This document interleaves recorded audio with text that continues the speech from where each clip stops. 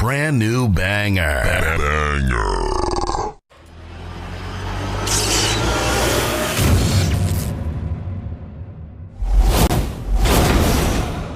What is your hatred for John Cena? Yo, when Hulk Hogan takes a rock bottom better than you, there's a problem.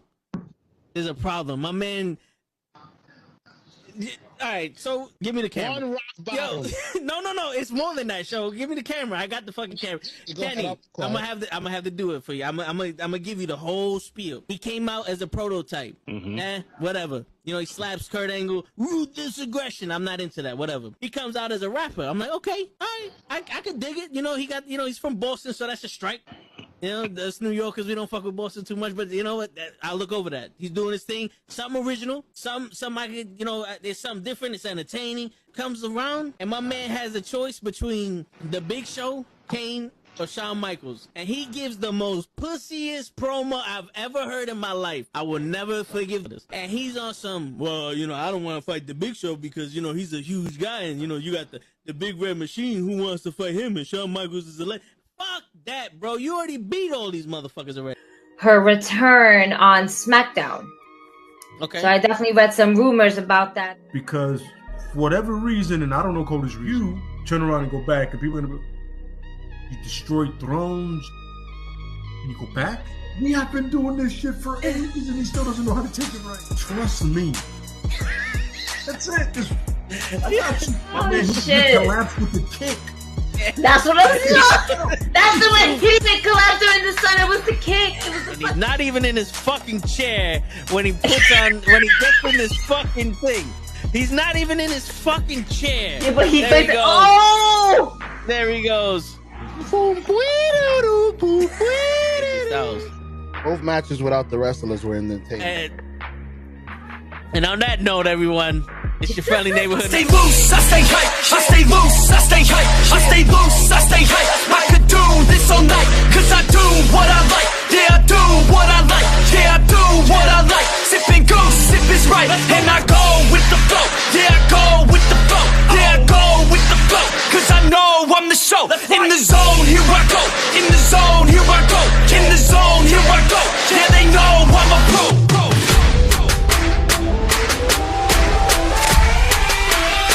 Let's go, let's go!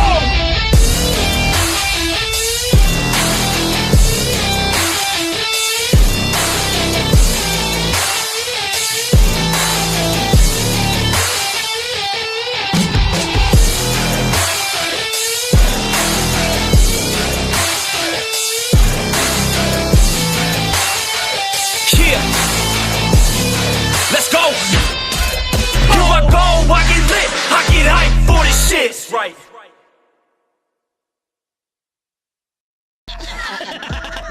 Word. He be like, I got a left elbow and a right elbow. I can break your face with any elbow. Make sure that you get elbowed in your elbow with an elbow. Got the arm bar, get the farm bar, get around with the bomb with the bomb bar.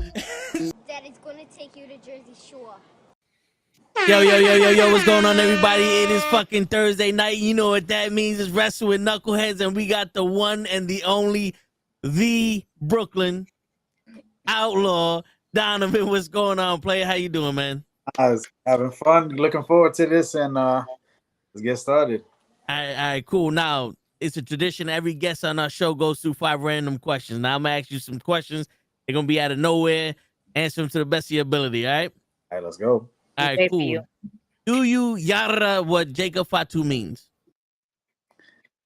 Yeah, yada what Jacob Fatu means. Nice. That makes 2 of us. Ray doesn't know what it means, but I know what it means. You got some that's young buck stuff, you know what I mean? Word. You still know what behind the ears. Yeah, he's eating glizzies and shit. Wow. We got hot dogs. That's crazy. Not even 4 minutes into the show. Yo, that's what we got to do. All right, number 2. When does someone's goose officially get cooked? I apologize for him in advance, by the way. Because yeah, facts. Yeah, Jesus. When does someone's goose officially get cooked?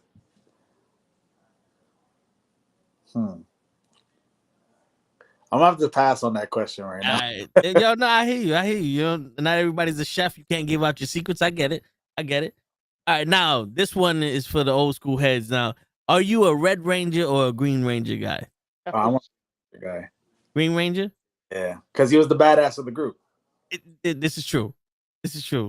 I mean, he showed up night one and beat the shit out of everybody. Yeah, exactly.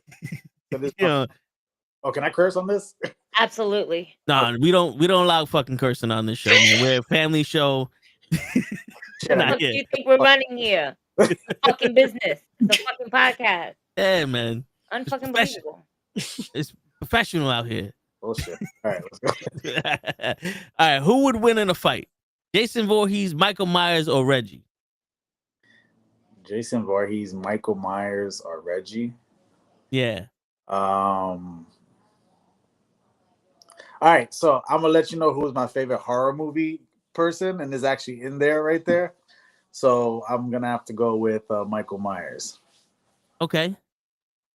I don't know. There's something about the mystique with him that no matter what, he's still alive, and he was very calculated with it. With if you saw H2O, and then I think the follow-up one was trash, but H2O, you saw the whole little scenario. Kind of changed the body and all this other shit. It was somebody else. Yeah, he truly just wanted to be left alone. No, he wanted to kill his whole family and then be left alone. Yeah, I mean, but like the strangers that went to his house, he's like, "Yo, my man." Oh yeah, fuck alone. You know what I'm in the basement eating some rats. What are you doing over here? yeah, you know, like shit. But you ain't never knew about Reggie. Reggie could throw hands though.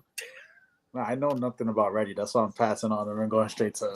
I'm saying, man, street legend. My man's undefeated. What? I was like, we're talking about Reggie from Bad Boys? Like, which Reggie are we talking about? Nah, man, Reggie. He's just talking about Reggie. I don't know. Yeah. Reggie. Nah. Nobody know who Reggie is. I don't know. But okay, Nah, cool. man, we gonna have to do a documentary on Reggie. All right. Last question: are you a Star Wars or a Star Trek guy? Star Trek. Oh shit! The way you said, I figured you was a Star Trek guy. I never really fucked with neither one of them, but when I remember the most when I was watching them, like that was still when the fucking tube TVs were out, and I was watching them when I was like younger, and there was nothing else to watch at night. There was no wrestling to watch, so I'm like, let's watch whatever's on TV. I hear you. Yeah. Then one magical day, I discovered ECW, and I was like, oh. Word, because that shit came on at 2:00 in the morning. Yeah, you go one. No. The first time I saw it, it was at 1. I caught it at 1:00 on MSG, and I believe, if I'm not mistaken, the main event was Chris Jericho versus Pitbull #2 for the TV title. Okay. And I remember they had the promo with Raven that he was in the kids' playground. And then at that time, I didn't even know who the kid was, but I just saw a little white boy with blonde hair talking about Nevermore. And then I found out eventually, oh, that was the Sandman's kid and everything like that. So that's around the time that I discovered. No, shit, that's around the time I think when most people discovered ECW. Yeah, it was like by mistake too. I just happened to just tune into that channel at one time, 1:00 in the morning. And then the next week I went to see it, wasn't there. Next week, went to see it, wasn't there. Then the 4th week, I caught they had another show. But that time, I think it was at 2:00 in the morning. Yeah, because they kept changing it. It was like, yo, we have to put this shit on privately just in case if people fucking complain or something. Exactly. It was like a house party. You needed a secret password to get to. Yeah, it was crazy. I thought it was fire to watch. Yeah. Shit, I remember me and my brother, it was like 1:00 in the morning. We're not supposed to be up, and he's channel surfing, and we see the intro. I was like, who the fuck is this? It's just Rob Van Dam flipping over people like, what the fuck? And we watch it, it's like, oh shit, and the same thing. Yo, next week. Yeah. Hockey game. Like, what the fuck? Next week. Nothing. Yo, was that like a one-time thing? And then we got it. It's like, oh shit. And then we saw Taz, the suplex machine, just being a fucking monster on ECW. Shit. And then we lost them again. And then we lost them again. Like, where did they go? If ECW had raised money, they wouldn't have went out of business. Nah.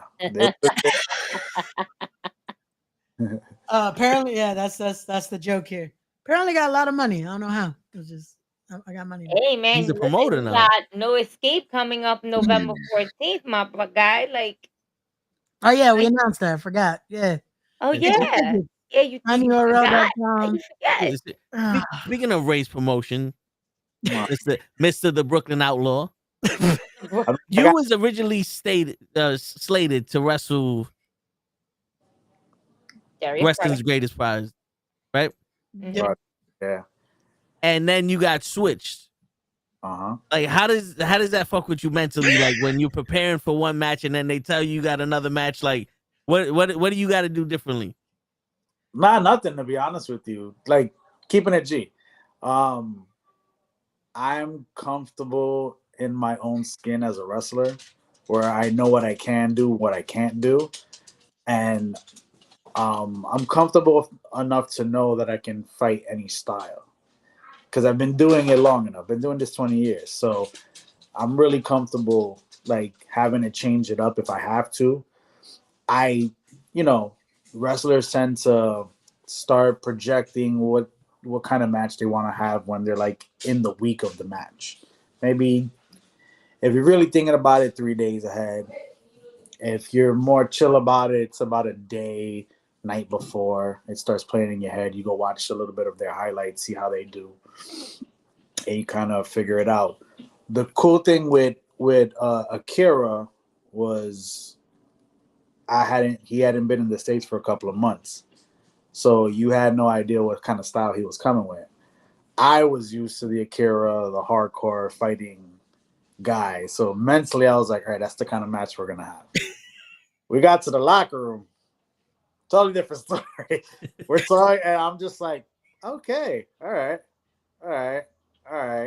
Like, it's a good conversation. So I was like, all right, so we're gonna be, we're going, and I definitely look forward to things like that, because for me, I kind of have a chip on my shoulder, and I'm not afraid to say it at all.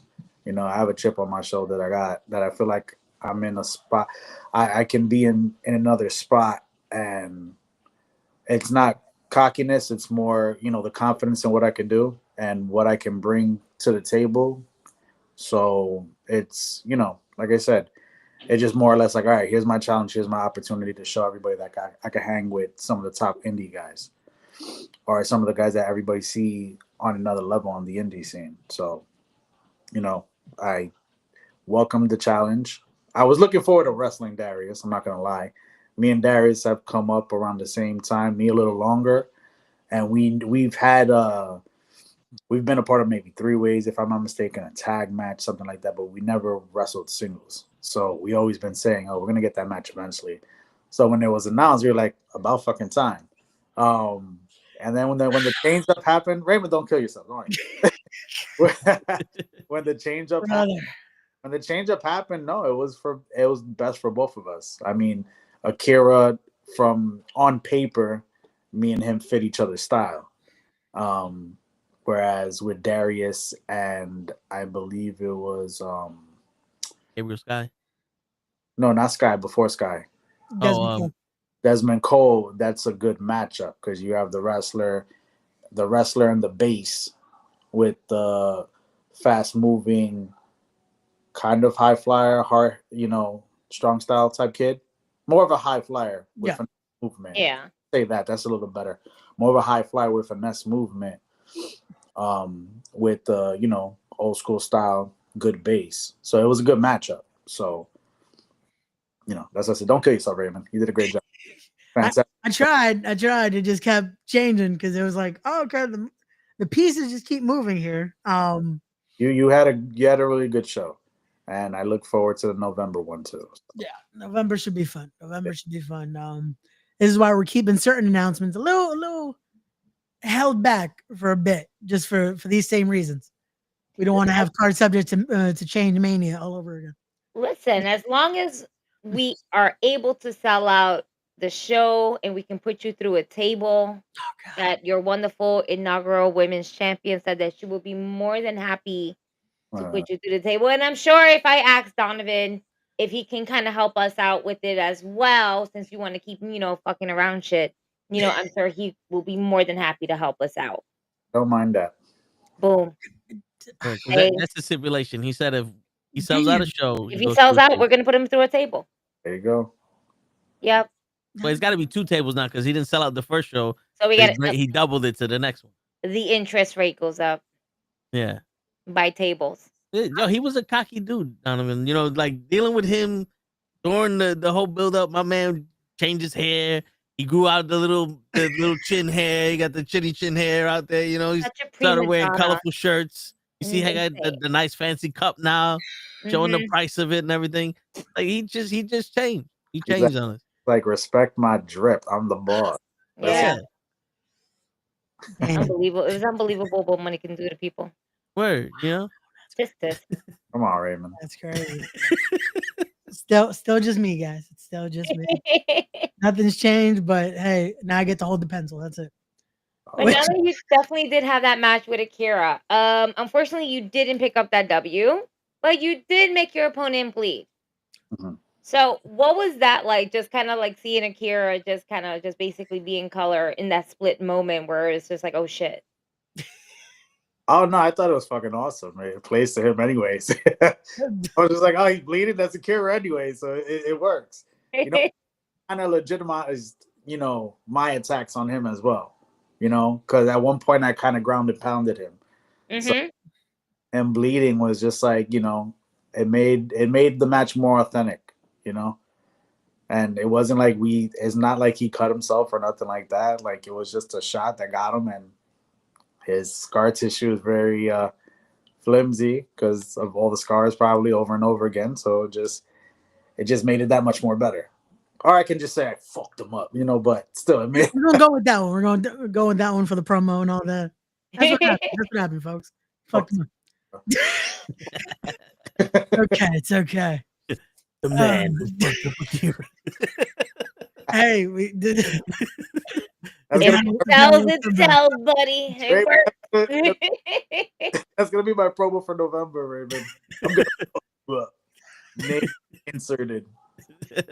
Whoever he's facing, I'm fucking you up next. That's it. That's it. Akira bleeding in the background. Akira be like, wait, that's not what. Shh, it's okay. You're getting booked too. It's okay. You're in there. Oh god. You get the Tom Cruise from Tropic Thunder moment. I will fuck you up. Shit, I just see it now. That's it, man. Book it, Ray. Shit, I heard Sting might be on this show. Yo, he keeps saying Sting's gonna be there. It's like you gotta stop. Way Raymond's booking. I don't know. I think maybe it happened. You know? I don't know about that. He is gonna be in town. That's the crazy part. Oh, he's in town that weekend. You see the buildup right there? Gotta be in town. You know? Well, everyone's in town. It's the big event weekend, so it's like that's kind of what helps it out. But it's also a crazy weekend. So we got a crazy weekend. We got No Escape the Friday. We got Mount Olympus that Saturday. So it's a we do. It's a lot. It's a lot to get ready for that weekend. Yeah, gonna be. You also got a busy weekend this weekend because you got Ace tomorrow. Yes. So let's talk a little bit about that because Ace again, very, no pun intended, very respected promotion there. They're going. It's just years of hard work there with Ace and what they've be able to do with Mike Morgan. Talk to us a little bit about that, man. Oh well, I have a 3-way match for the Fight for Flight Championship. It's gonna be me versus Bad Brad Benson. My bad. Yep. Bad Benson and Whiplash. Brad Benson, pretty good young prospect. Whiplash I've known for a minute. I've known since my high school days, and he's always been a talented individual that really never got his opportunities that he probably deserves. All right, you know, at least a shot. You know, he's really talented. 3-way match. You know, I've been in Ace since almost its inception. You know, that place is my first home. You know, so it means a lot to me wrestling there. and continuing to wrestle there during their different transition periods, which they're doing right now again. So it's gonna be fun. Go chop it up with the guys and just do my thing there, and another match to another championship to try to take. Yeah, there you go. There you go. Again, that's the goal right there. Stack card. The main event is that's one that might take the building down. Because they got DC and Gangone taking on Senta Slaughter. Yeah. Yeah, that's gonna be something. Jesus. It's gonna be a good match. The whole card looks stacked. The whole card, it's a good card. So, if you guys are down in the area, bring your ass to go watch this show. Also, they got good empanadas there. You up? Yeah. That's his slogan now. That's it. That's it. He's gonna run for president. He's like, I'm gonna fuck you up. Pop up. That's it. Oh man, that's it. When I asked Donovan for the promo, hey, I need a promo for November. I already got one. That's it. Just clip it from the podcast. Yeah. Clip it from the podcast. It's like, I didn't tell you were working yet. Okay. Yeah, we got to. All right, I'm going to fuck him up too. Wait, all right, I'm going to fuck him up anyway. Doesn't matter. I just said, hey, I'm going to fuck you up. Insert name. And bam. That's it. After. Oh, man. Listen, don't worry. We'll give him the whole screen too. All right? Don't we got it? I'll have word. Guys. No, and Raymond, those empanadas are slamming too, brother. I've heard a lot of people put all those I don't empanadas. trust places with empanadas. I've been hurt too many times. No, they're pretty good. They're pretty good. He makes these buffalo chicken ones slamming. Yeah. She's been traumatized with empanadas because every time I've been very traumatized by empanadas. I didn't appreciate. He goes St. to this Helens and fucked me up. That's what it was. And now my St. Helens and up in the Bronx. They don't fuck me up. Many times I've been to We Are Wrestling, and every time I get a carne empanada, I always somehow get a cheese empanada, and it never fails. Like, been continuously. So just ask for a cheese empanada and they'll give you the carne one. Yeah, no, I tried doing that. I still got cheese. Bueno. Yeah, but Pato decides to go ahead and get one for me, and they give him the right order. So yeah, so fuck me. And but thank you, Toe, for getting me that, even though I was really sad by then. It was like 3 times in a row. She bought a couple of them cheese, and she gave one away, and that's the meat one. And then she'll go back and buy another one. Is cheese, and then I go and I get nothing but meat. I'm like, maybe you don't know how to ask. Yeah, that's probably what it is. They didn't like me. Then saying carne, she's saying queso on stage. Right? Just sneezing. No, I know what I'm saying. Because I also said it in English. Meat. No chicken. No. Oh no. Whatever. It's okay. I'll get over the trauma. I always do. Do you like being busy during the busy weekends, having like multiple matches a day, or? Oh yeah, absolutely. I've had, how can I say? In my early days, I've had a light enough schedule, so to speak, because I would get booked. I mean, I would get booked consistently at Mike Morgan's place, and he would run every 2 weeks, so I was always getting my reps in. But a lot of like major exposure was not happening for me until I kind of joined up with Evolve. That's when things really started picking up for me, and I started getting a lot more attention, and I would start wrestling in more, states and stuff like that. So that was a while, that might have happened right before COVID. So it was definitely a long period of time where it was just, trying to get my stuff and having shots here and there. But my schedule more or less picked up, I would say, in the last 5 years. It really picked up more, and I've been getting booked more consistently. I would say this year I've been the busiest I've been, and I already have people, I'm already discussing a lot of things for 2026. So, that's a good position to be in right now. Yeah, definitely. That reminds me, I got to message you after this. We already got 2026 dates. Hey. And we're here. I was able to lock in some dates today with the venue, so I got to talk to you after the podcast. Nice. Perfect. So within your time that you have, what has been your biggest takeaway or lesson that you've learned? On wrestling, biggest takeaway and lesson I would always say is and this is just keeping it real, and I'm pretty sure Raymond's gonna understand this. When you see it, you believe it.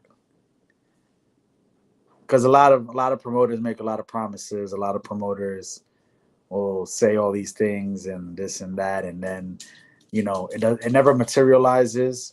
And I'm not talking about championships, because I'm talking about like the bookings and stuff like that. I've had my fair share. I'm sure any wrestler that's watching this podcast right now has their fair share of promoters that talk so greatly about them, and I would love to have you, this and that. And then when you're just like, you hit them up, then it's just the whole leave you on red, which I find completely disrespectful. Like, if you're a promoter that has enough time to look at the message, you should have enough time and respect for the wrestler to at least tell them that you're not interested. Don't leave them on red and don't leave them hanging. Because I'm sure if you gave them told a worker a shitty rate, it wouldn't be respectful if they just left you on red and kept it moving.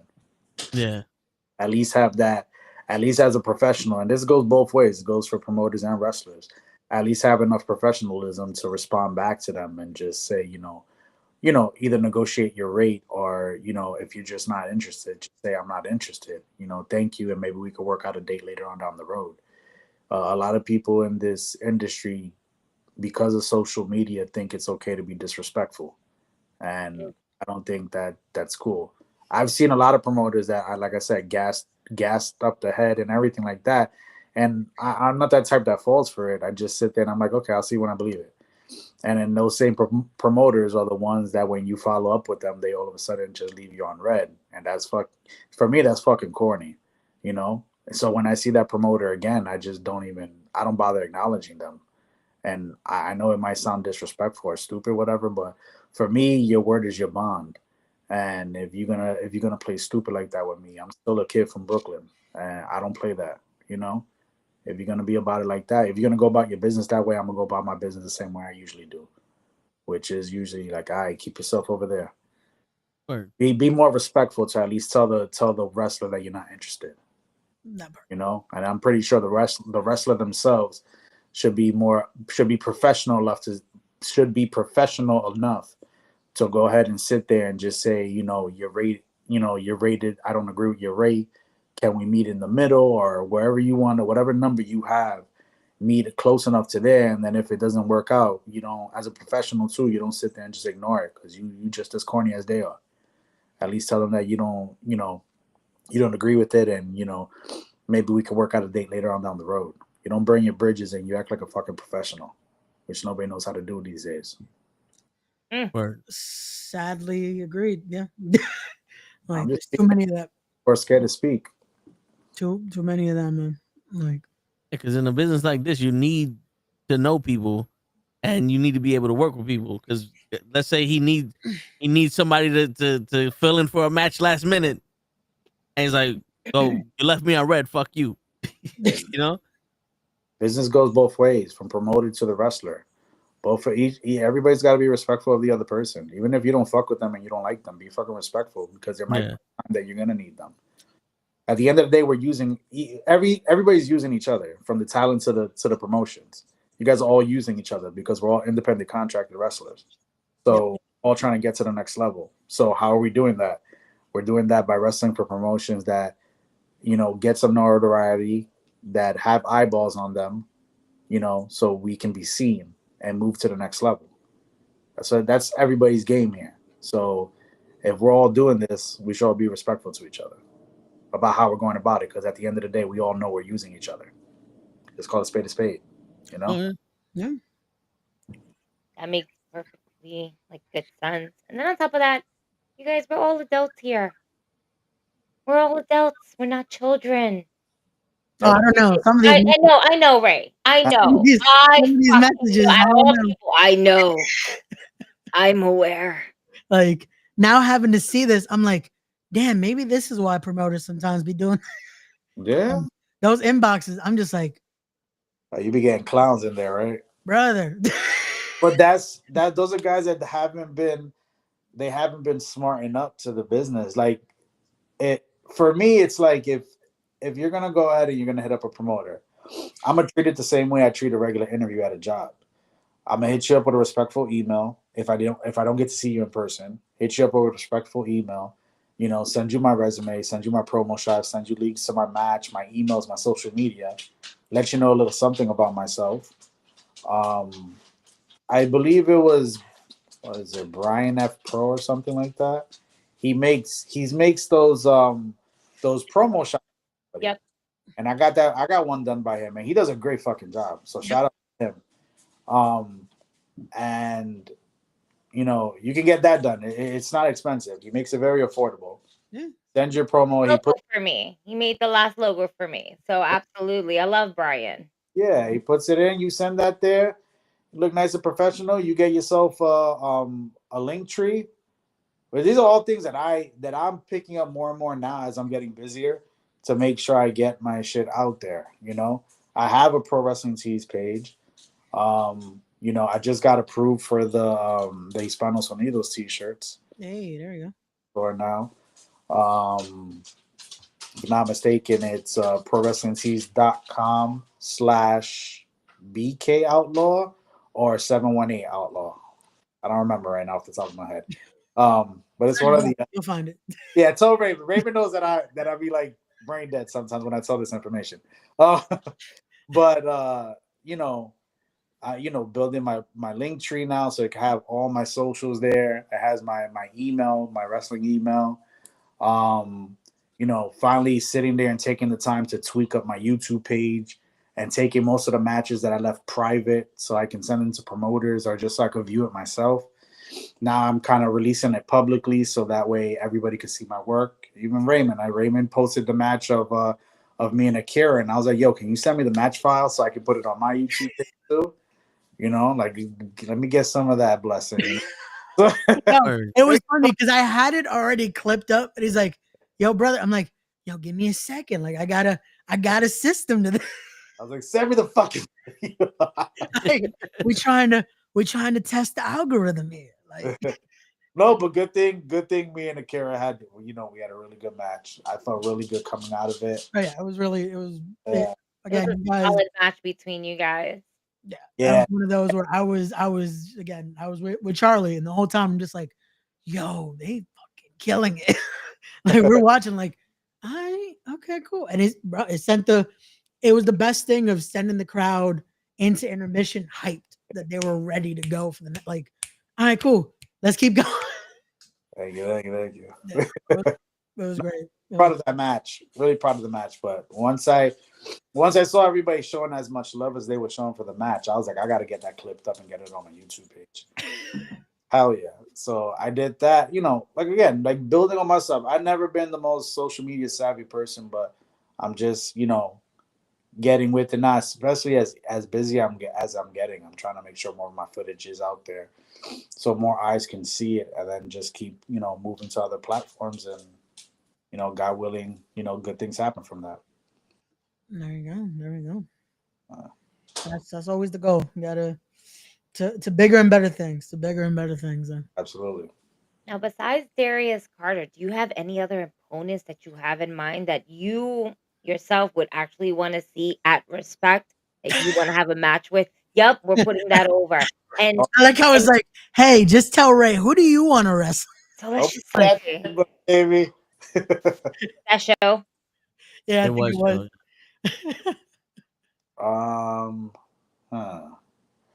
You know who I haven't wrestled and I do want to wrestle? I would like to wrestle Desmond Cole. I would like to wrestle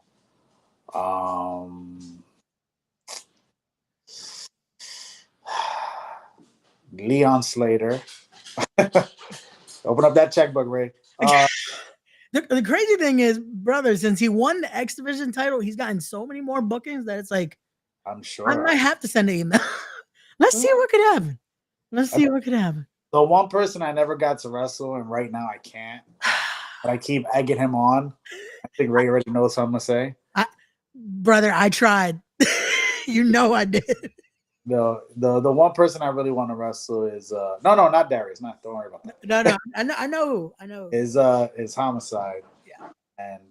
And obviously, unfortunately, can't happen right now. But I know he told me. I mean, he told me his road to recovery. Yeah.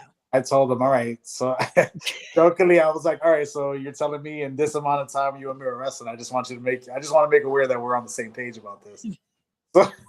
Man, I was like, when I hit him up, because he was one of the first people I hit up for this. Yeah.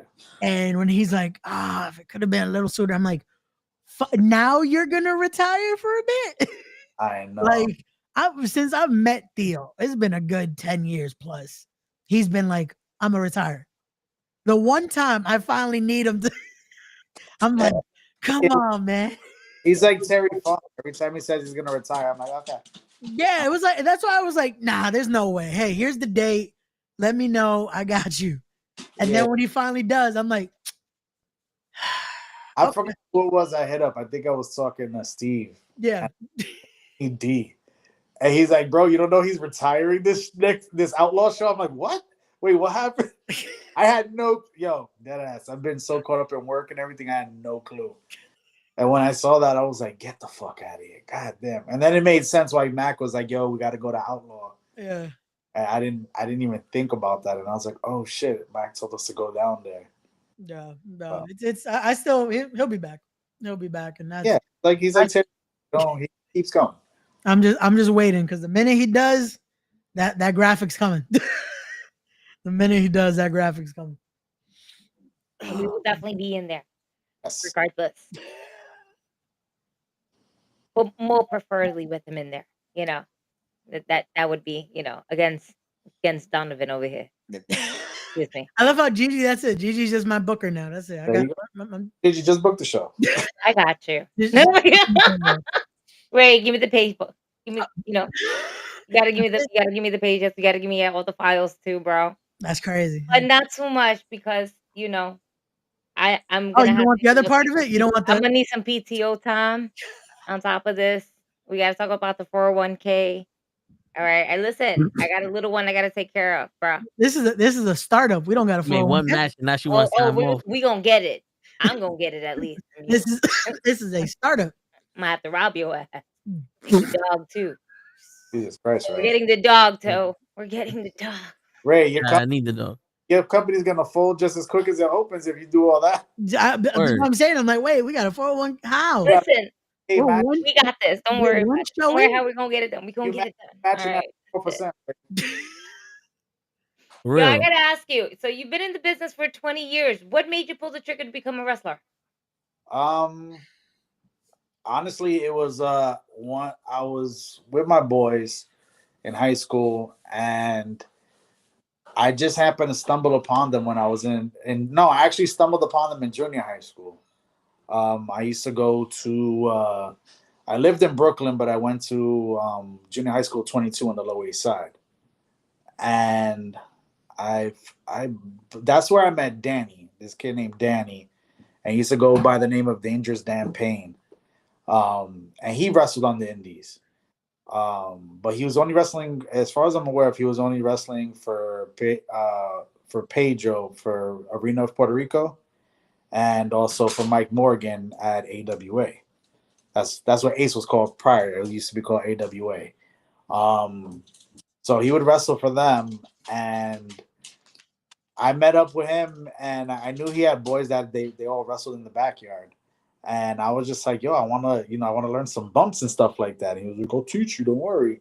So we literally went to the backyard of his building with a mat, like it's like maybe this thick of a gym mat.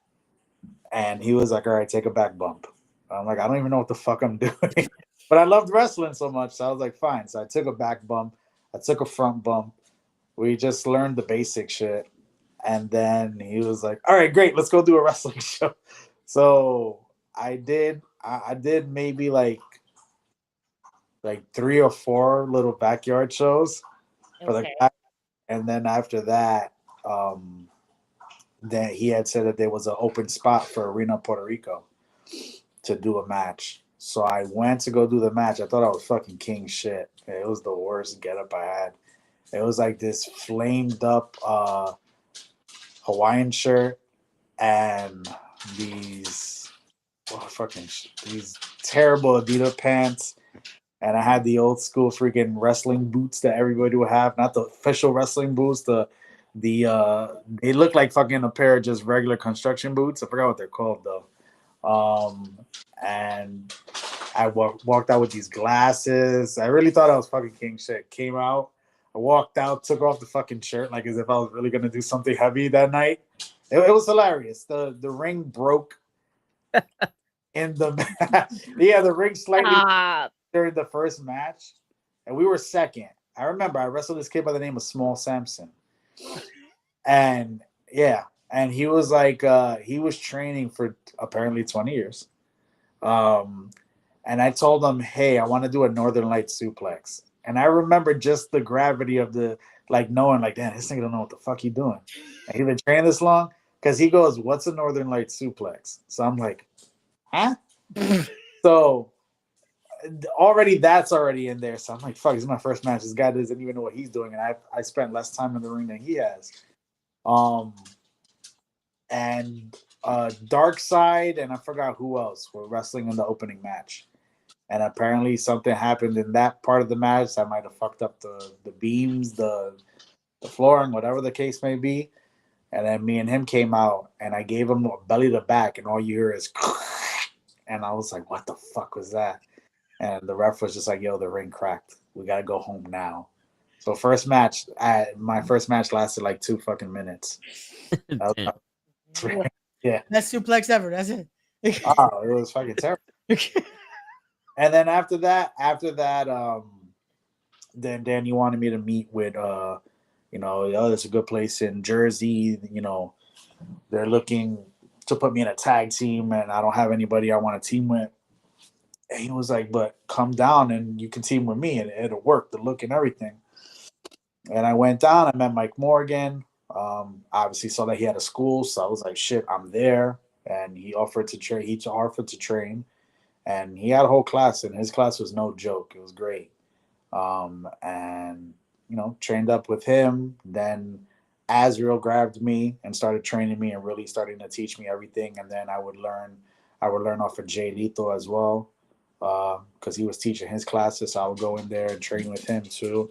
And then just when I was getting trained with Jay was there as well. So, I was just learning off of these guys. And I learned off a lot of good talent throughout that time. But, it was good learning experience with a lot of good people that are doing a lot of good things in this business right now. Nice. Yeah. As you went through the years, do you think that it's better to learn wrestling now or back when you did? When I did. Now some of these, there's a lot of kids that are really good, but some of these kids are like, I just don't understand them. I think it's just more of the concept now that we've gotten tone deaf, that at the end of the day, sometimes wrestling isn't for everybody. Yeah. And the aspect of a performer. And it sounds shitty to say, but there's a lot of people that really shouldn't be in there or should just be in school longer. I would say that better. They should be in school a little bit longer, And a lot of these places are quick to let these guys go out there and venture out, and that's great and everything. But, if they're not ready, don't let them just go out there. I mean, you're better off at least if you make sure you feel at least comfortable with your student leaving and, going out there. Of course, traveling around and picking up, wrestling with different audiences and learning more, that's great. And that should happen. When it's, and some aspects too, like don't let them leave the nest too soon. Like make sure it's right before they go. So that way, you're not setting them up for failure already, And, it's more or less now, it's not how it used to be where, you're just grinding all the time and everything like that. Like the grind is real still, but again, you don't want to set up your kids for failure, And a lot of them, you don't want them to find out late, like me. where you're going out too soon and you're not picking up the knowledge you can. I mean, you get great experiences, but in the same token too, like if you're leaving, if you're out the nest too early, you're wasting years and you're wasting bumps, and I don't think that's the best position to be in. You want to be able to keep going long enough where where you actually did something meaningful in your career. That's all we're here for. I hear you. Great. Do you think wrestling is one of those professions that, like, because normally 20 years in any profession, you see people going, all right, I'm ready to start hanging shit up. Yeah. Where it's like you get 20 years in wrestling, that's when you start seeing people go, all right, I'm starting to just get my shit going. Like you think wrestling's like the opposite of normal jobs, where the longer you're in it, that's when you start beginning. Yeah, I mean, you got to think about it like this. In wrestling, you're learning. You're constantly learning. Even the pros at the highest level are still learning every time that they're out there. So, the more time you put in, the more. I mean, you can tell a rookie from a guy who's been doing it for a long time. The transitions are smoother. The movement is more crisp, and more natural. Compared to a young kid who's just starting out, that he's just like, oh, I've got to make sure I'm here and I'm doing this and I'm doing that. Some of these guys look kind of robotic, which, and these are some guys too that are like, so it's kind of crazy to see that some of these guys kind of move in a robotic way. And you want things to be, again, more smoother in the ring, as what we're trying to portray here, and you want to give that big fight feel. So if you're looking robotic, I just don't, it doesn't bode well for me. And then we can't get invested. We Exactly. see You guys are gonna see that, and it's exposing a lot. And again, the bumps are not fake. So if anybody thinks that wrestling is fake, I'll give you a list of all my injuries. So it's not fake, but what we're trying to do in the craft that we're showing is, the craft that we're showing is. he paid you for that one, huh? He was. He definitely was. Yeah. The envelope will be a little more heavy in November. I got you. Nah, it's just it is about respecting your craft a little bit more, for real. You want that natural look, and you want it to feel like you want everybody to sit there and be like, oh shit, Yeah. And be able for them to talk about your match even when it's over and there's other matches possibly happening. Exactly. So, and for the right reasons and not for the wrong reasons at that too. That part. Yeah. That part. Nope, I agree. You mentioned about exposing. How do you feel about that Unreal show that's on Netflix? Have you seen it? Oh yeah, no, it's what are you gonna do? I Enough mean, said, right? for me, there's the element in professional wrestling where you kind of don't let there's kind of a certain place in the curtain that shouldn't be exposed. I mean, I thought it was good because it kind of gives everybody a little bit of insight. I thought it may have been too much insight. Yeah. We're still trying to, give that illusion to everybody. At the end of the day, because if you see some shit that looks soft, you're not gonna sit there and be like, "Oh, that was a fucking great match." If you see two guys kick the shit out of each other, you're gonna be like, "Yeah, that was a hell of a fucking fight." Yeah. I remember that, So, kind of, everybody knows, but everybody don't want to. Everybody wants to see it, but then after you see it, you're like, all right, I didn't need that. You know what I'm saying? If you get my drift. Yeah, I get it. Yeah. I've been to a few indie shows here and there, and I can actually say, yeah, there's been a couple matches where like, what was that?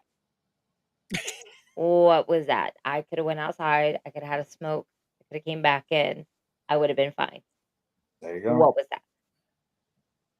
And it sucks because the people that are in the ring, they obviously don't want to have that type of match where people either want to walk out or have that same reaction. But again, that kind of goes into having that knowledge in the ring, whether what's working, what's not, instead of just kind of like when you're dancing, you're counting the steps in your head. You got to stop counting the steps in your head. Like Certain people are like that, like where they're counting, like, okay, this is what I need to do. I need to do this. I need to run here. I need to do this. Like too much in their own head, and you can kind of see it as they're in the ring performing, and then they'll lose it. Like, oh shit, I forgot I was supposed to do something. And then that's when people like myself, like Till, like the fans are watching. We're like, the fuck was that?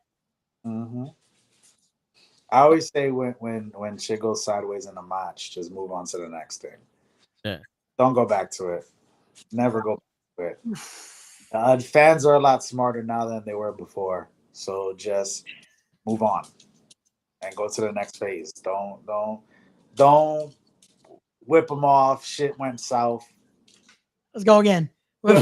No, yeah, like just let it go. It happens. Oh man, having a call, I've had a call match or two like that, and it's just like, okay, how do we make this make sense now? Oh, here we go, trying to get a deeper like. Just move on. Just move on and listen to the crowd. Listen to the crowd. If you know you had like something going on there or a sequence, then find another way to get there, or just scrap it and just work the crowd for a little bit until you move on to the next thing. You don't need to do everything anyways. It's not that serious. Like, save your shit. If you plan, especially if you plan on working for that promotion again, why are you giving them everything so soon? Don't give them everything so then when you do the next match, you're doing everything again. You're not leaving, room for anticipation of what you can do next. It's just like you already laid it out on the table. What else is there to show? I still got a couple other tricks up my sleeve I ain't show yet. Tune in November. Fuck you. We'll be there. Wherever he's gonna beat the shit out of. Well, so let's tease that. I can't say what he's exactly doing. Okay. But I'm a tease a little. He's not bit. wrestling. Is he gonna be in a dance battle? Yeah, he wanted to make a dance battle in the last one. I had to convince him not to. It's a 4-way dance, right? It was a 4-way dance that was supposed to be there, but unfortunately, again, card subject to change. People got injured, so that match got completely switched. Yeah, he wanted Joey Conway to dance. I'm like, he ain't gonna dance. He ended up having a fight with Yo-Yo, so it worked out in the end. There you go. And he touched his head, which you don't do, but all right. Yeah, you don't do that. You don't do that to Joey Conway. But it's okay. It's okay. Yeah. Right. But we will tease this. We will tease for No Escape, the Brooklyn Outlaw. He might have to fight, or he might have to fly a little. And Little Birdie might have told me there might be some gold up for grabs. So I'll leave it at that. Stay tuned, folks. Wait, is this a copy? An exploding ladder match against Sting? Yes, that's exact. Yep, there you go. He just Donovan is facing Sting. Hey man, I'm Batman. Sting, he's gonna fuck you up. Stop bringing Sting into this. It's not gonna be that respect. All I'm saying is that I'm gonna buckle bomb him. That's all I'm saying. If you want to see that, Damn. get your tickets tinyurl.com. And before you paralyze him, I need him to autograph this Sting figure for me really quick, and then you can buckle bomb him all you want, bro. I just don't paralyze the man. I still need him to sign this action figure. The autograph while he's laying.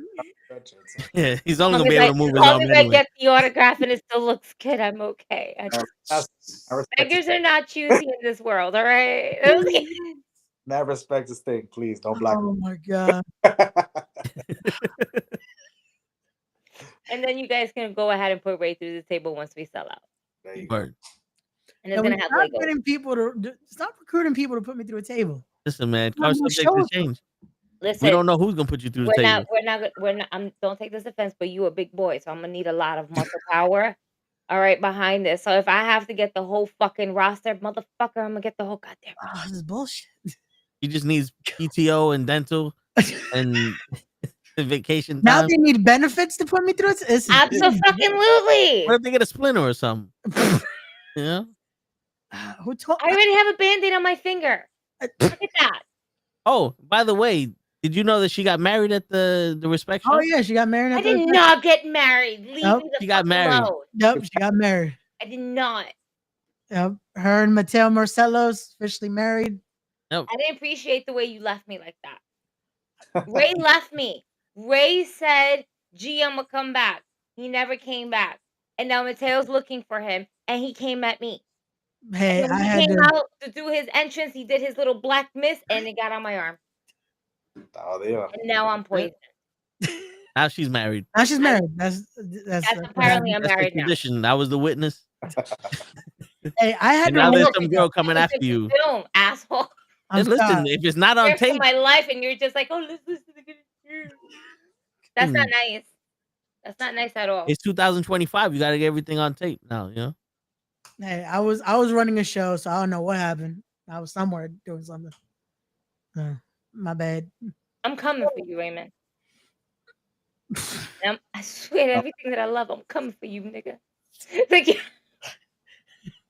Damn. I'm coming for you. Gotta give him the finger. Word.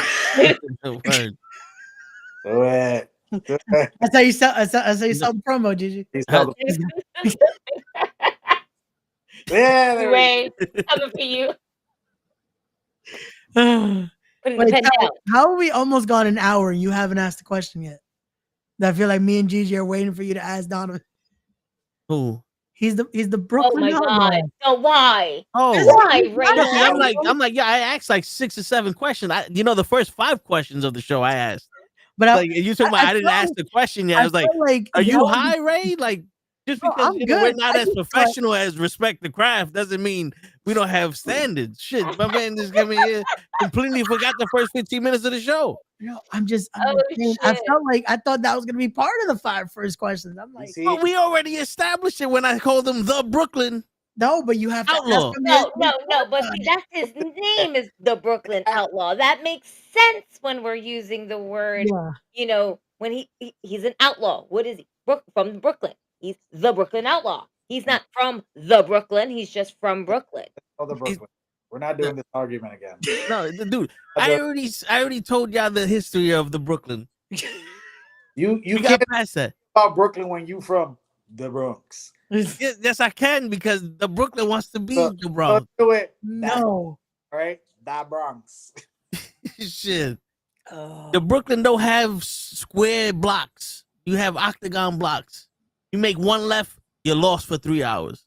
No, wait, that's Queens. Never That's been not to. nice. Never been Okay, to. that's confused with Queens. Shit. You never been around my area. Then we got them square rectangular blocks too. Yo, All I went to take the MTA test. right?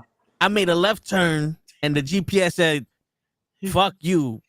You might as well go back home. Did it give you the finger? Did it give you the Shit. finger? And then while I was in the Brooklyn, the Asian man was like, "Oh no, your neck too thick. You can't drive bus. You can't drive bus. Your neck too thick. You have man neck. You can't have man neck drive bus." And that's why I can't drive no bus. And I'm stuck here, fucking, explaining what the Brooklyn is to everybody. Oh my I've been driving a bus in the Brooklyn. People picking, people picking pocket pickers. You know what I'm saying? Tongue twisting motherfuckers now. What was that last sentence? I don't know, man. There's too many B's in this shit. I'm from the Bronx. We know where we's at. Jesus. Just don't be in Huds Point. That's all. It depends on what you're there for. No. No. Not- No, that doesn't deserve a name. That's terrible. I mean, no, they got junkyards in Hunts Point. Huh? You know what I'm saying? You get something for your car, something in the car. I'm just saying. Yo, listen, man. Nah, I used to work at Hunts Point, bro. Nah. Yeah, the funny story. Me and my uncle are looking for a junkyard because we needed parts to replace for the car, and we asked this dude that's pushing a cart, "How do we get to one of the junkyards?" And my man told me and him something we ain't never heard before, but we can never forget it. He goes, "You got to go up the hill, and when you go up the hill, there's a down the hill." Blew me and my uncle's mind. For the rest of our lives, like, yo, we didn't know there's a down the hill too. And we thought that hill just went up. It was like King of the Cock just went up. It just kept going up and then go down. No. I don't have no hills that go down into Brooklyn. I took a tour on the bike once. Yeah, motherfuckers is just straight uphill. Well, since you went to the Brooklyn, you didn't go to the right place because you weren't in Brooklyn. So it is what it is. Shit. Ain't no place in Brooklyn that's Brooklyn. It's the Brooklyn. That's crazy. Yo, look it up. Back in my day, we had books. Now everybody got ChatGPT and shit.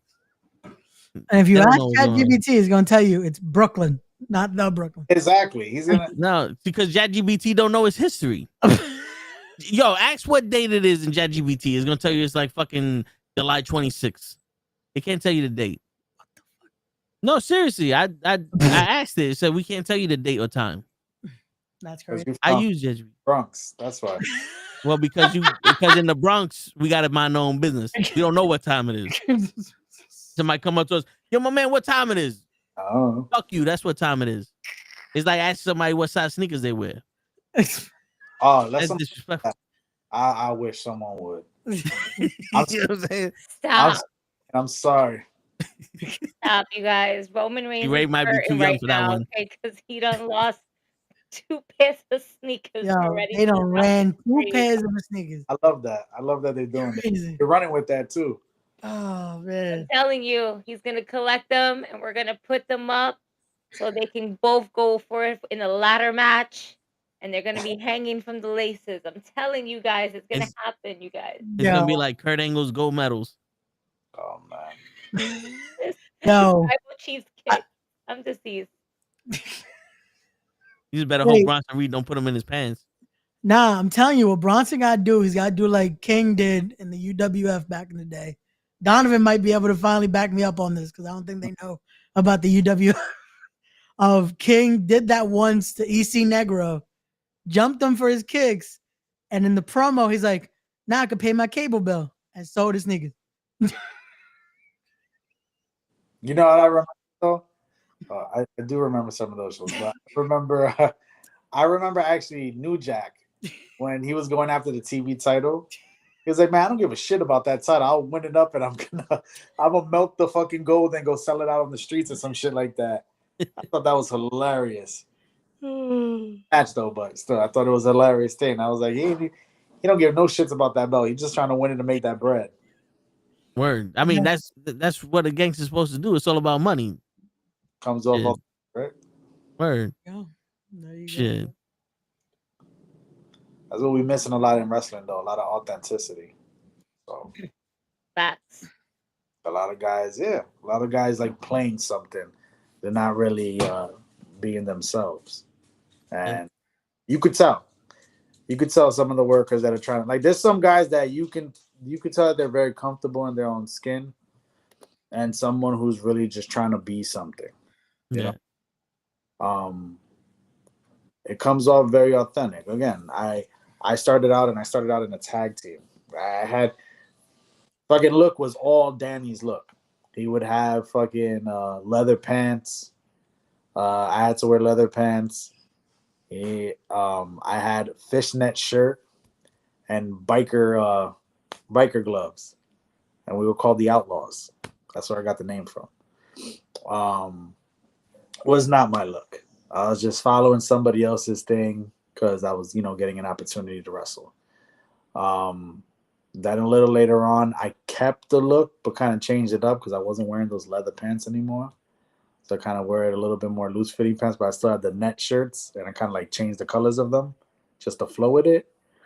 And then when I started taking myself a little bit more seriously, then during that time period, there was another transition, and I ended up teaming up with Rob, who was Style and Finesse. And again, we had a great time. We did a lot of good matches, a lot of memorable matches with EYFBO.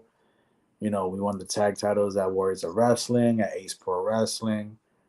We had a couple of matches at Hog, a couple of good showings.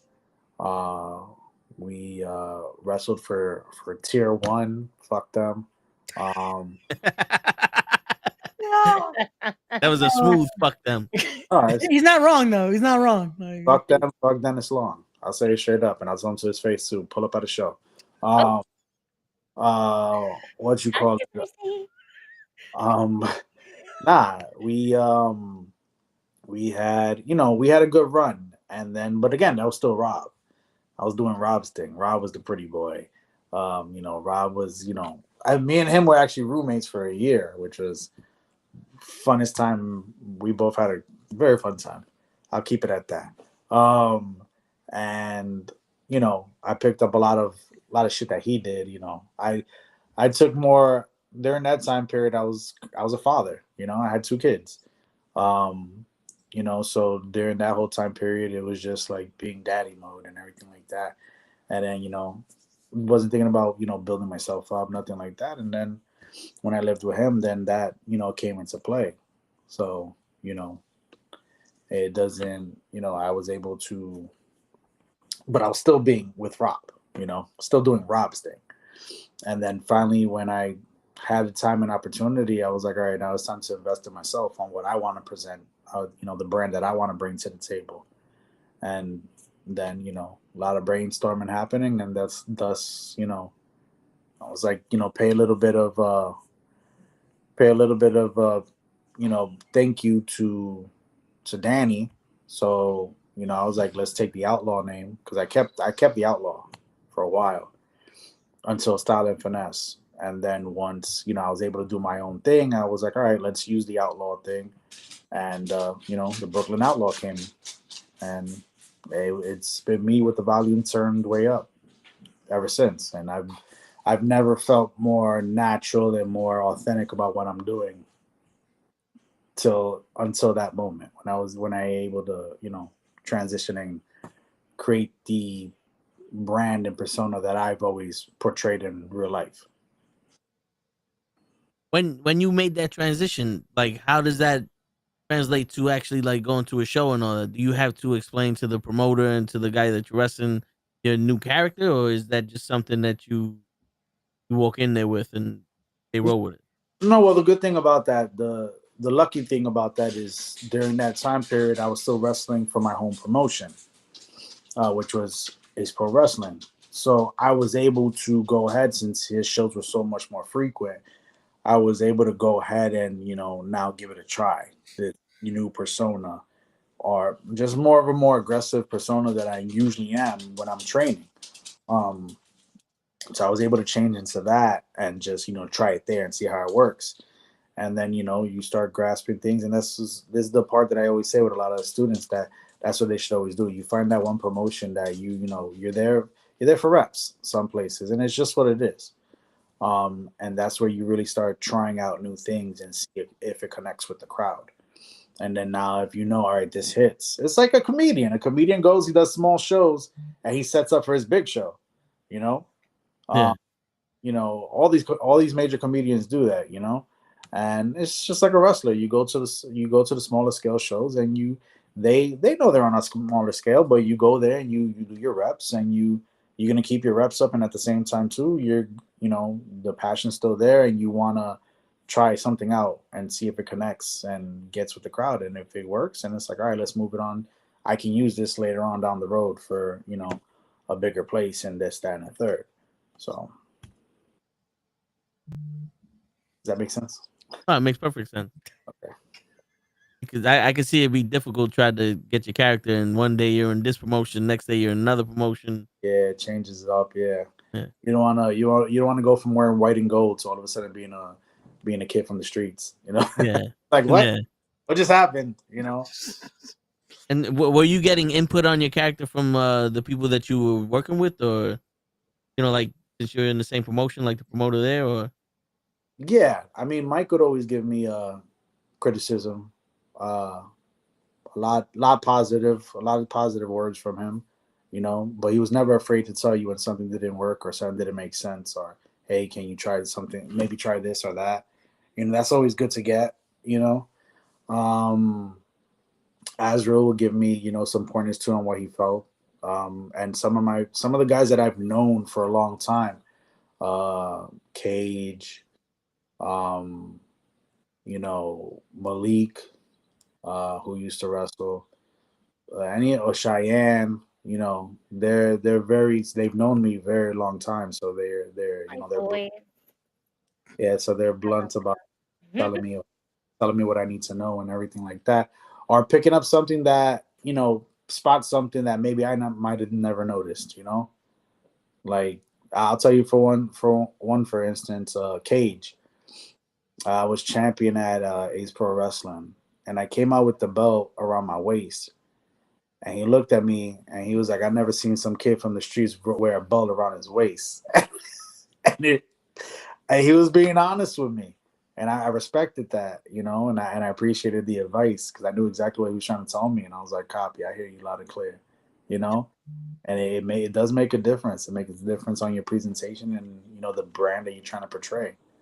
So, you know, it's always good to, you know, if you have your friend that's being honest with you, not, and a lot of people just, I'm segueing into so many different things because I just have a lot to say. Go ahead, say it, man. No, so many kids are just so sensitive too. Like, they can't take criticism from anybody. Yeah. Like, tell them something and they're so fucking soft that it bothers them. And it's like, yo, don't, if somebody's telling you something, they're telling you it to make you better. They're not trying to break you down. Yeah. Take that criticism and learn from it. Maybe they don't know what the fuck they're talking about. Maybe they're just talking shit. Who knows? Yeah. But take their advice and then watch your match back. It makes sense. It could also mean that they're giving you criticism because they don't understand your character. Maybe you have to be better at telling your character for them to understand what you're trying to get at. It's probably that. It could be that too. Again, it's always about taking your criticism, taking notes on what people told you, and then go watching the match back and see now if it makes sense to you. If it doesn't make sense to you, you know, get somebody else's opinion as well. Be like, yo, so and so said this, and this, and this, and I got this and that. Let me know what you feel about it. And, you know, sometimes I always say the best fans are the people that aren't actually wrestling. You know, fans from home, your lady, you know, and your kids, anybody. They, you know, they'll just sit there and they'll tell you the truth. You know, oh, this and that, or just a friend. You ask a friend that, whether they're a wrestling fan or not, you know, just, hey, what do you think about this? And since they're not in the business, since they're not doing it, they're gonna tell you if it hits hard for them more or not, because more or less they're not as invested as you are, you know, as a wrestler. It's just a random person that says, yo, this actually hit me. I feel that, you know. I think that's something that's lacking so much now, is that emotion. Yeah. That's something we always talk about, like, again, to break the fourth wall a little bit.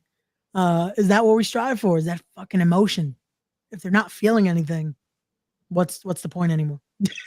Like, if we're not creating something out there, that was, like you said, like that day I had a lot of non-wrestling fans at the show, a bunch of the family. I'm like, next day, let's watch the show back because I want to hear what they're reacting to, what they're biting to, and I'm like, okay, and I'm looking like, huh, okay, that's stuff we don't pick up because we're like, oh, this is that works, and they're like, oh, okay. Like, no, not to just put you over because you're here, but like a lot of my cousins were big fans of you because they're like, oh, he's from Brooklyn like us. Like they connect into it, they go into it, and I'm like, Brooklyn. I hate this fucking guy. Oh God. But it's like that connects with them, and it's those little things that even when I was clipping up for the commercial, I'm like, you see the difference even with the aesthetic of how you make your entrance, how you just that presentation. Like, just those are the little things a lot of people aren't paying attention to, that again, it makes the biggest difference. Yeah. Like, it's all of that's what it gives that different feeling of not like, well, here comes generic wrestler number 17, you know, like it's you want to see something that's like, okay, now I get what he's bringing out, and I'm, oh, okay, I believe him, you know, and that's what that believability. It's all we strive for. It's kind of like when we started the podcast, we didn't really do interviews, but when we started doing interviews, I would watch the other interviews that the person that came on did. So that way, more or less, I can either get to know them or see what questions these interviews had. Yeah. And they were all the same questions. And it's always like, I'm looking directly at your face now. This is like me looking in the camera. I'm looking at you on the screen. Yeah. When you see me, I'm looking at you in the face. And then I'll see them do this, and they'll like do this while somebody's talking. It's like, are you not listening to what they're saying? You know what I'm saying? And then that's when I was like, you know what? I'm gonna have a little bit of questions. If there's dead air, I can always say something. I want to go off of what you're saying. Because like when you went on those tangents, like I say what you gotta say. You know what I'm saying? Because I'm here to listen to what you gotta say. Yeah. And then I can expand on what you're saying. You know what I'm saying? When you turn around like, oh, people can't take criticism, I'm like, so where do you get your tights from? That to me is like disrespectful because you just said something that's very important to someone who's trying to get in the business. Yeah. You know what I'm saying? So, and then when I hear, because most of the time you hear a lot of these people that don't do interviews or they're new, they give the same answers. Yeah. You know, and then you're like, oh, I'm doing a lot of studying. I do a lot of studying. And you watch them, you're like, well, what are you studying? Because I can't tell what your character is. So are you just studying the wrestling moves, or did you study like what your character like? Because you have to have a bunch of work in every aspect of this. Like you could be a good wrestler, but if you don't know who you are, I don't know who you are. You know what I'm saying? Or if you know who you are, but you can't wrestle, it's like, okay, cool. He's a good entrance. And then the bell rings. Like, you know. Yeah. But then they talk a good game when they're on when they're doing the interview, and you're like, I don't think. Where does it reflect? Yeah. Yeah, like what are you? You're pissing on my leg and tell me it's raining at this point. You know, so I mean, I get it. It's you know, you taking criticism is a hard pill to swallow, but when you actually become mature enough to understand that it's not hate, that's when you can actually grow. Because people see what they see, they don't see what you see. Same way you can't see what they see. I'll tell you this much. I saw Gigi put over my match with Akira, and I forgot who else put over my match, and I was like, I didn't see it yet. I thought it was terrible. I thought it was fucking. I left that match, and I was just like, I felt good about it, but in the same token, like I kept looking at Mac, and I'm like, yo, Mac, was that good? Was that good? Still, don't fucking lie to me, Mac. I was like, I've known you too long. Be fucking honest. And he was like, no, it was fucking good. He was like, he was just saying that, you know, it's fucking good. He was just Matt like, Awesome? huh? Matt Awesome? No, not Matt Awesome. Monster Mac. Ah, okay. Matt Awesome, he's still a baby. He's still a baby. I'm not gonna... I was about to say Matt Awesome should not be giving critiques like that. I was about to say Matt Awesome. No. He said Mac. After that. In his defense, he said Mac, not Matt. Got you. Mac. Yeah. Gotcha. Like Return of the Mac. Gotcha. No, you know. Yeah. I hit him over the head with a chancleta. He tells me something. See, and I was about to bring up though that's the one thing, and I got to use that term now because these kids are getting younger. These kids don't have the OGs like we did coming up. That they don't have the Max, the Homicides, the Keys, all of them giving you the Moffs that would give you the harshest critiques ever. Now it's like their trainer's a little afraid to tell them anything, and it's like, come on. Like, let them know if it's not working because. Oh, but here's the problem, though, right? The problem is that we're in a different time in this business now. That if you say certain things a certain way, people are very sensitive. So everybody tries to cancel everybody. Yeah. Oh, I don't like the way you talk to me. I'm gonna get you canceled. Oh, I'm not feeling this situation. I'm gonna get you canceled. It's like, bro, like, what are you here for then? You here to get critiqued. You're here to learn. So if you can't take someone critiquing you and you want to shit on them on social media because that's the safe space for you to do that. Now, again, it goes back to the old school shit. Like, bro. Like the old school shit. Like if you say something crazy online to me, we're gonna find each other someday. You know, doesn't mean I'm not saying I'm a menace because I'm not. But what I'm saying is just like I'm still a grown ass man. Like don't talk crazy to me online and expect that we're not going to see each other at some point. I'm going to carry myself like a professional. And at every promotion I work, I carry myself like a professional. I go in there, shake my hands to everybody, help where I'm needed, sit in my little corner in the locker room and shut the fuck up and just chill and do my thing and get ready for my performance and my fight.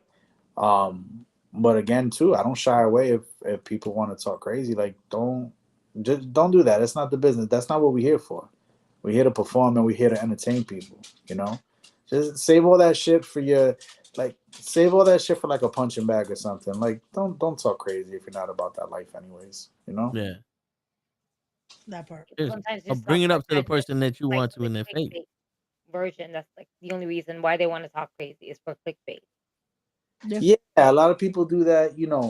Like there's certain people that don't even do it. Certain people do it masterfully.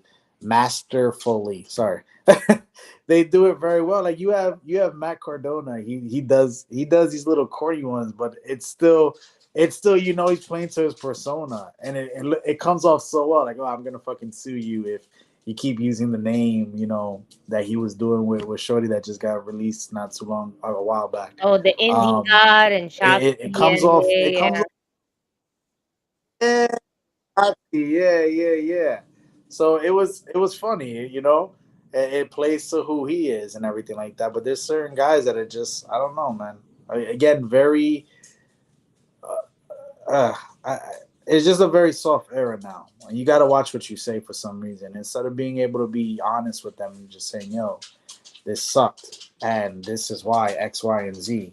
I remember I had came back to Pro Wrestling Magic, and I just critiqued somebody's. I critiqued someone's storyline, and they weren't too happy about it.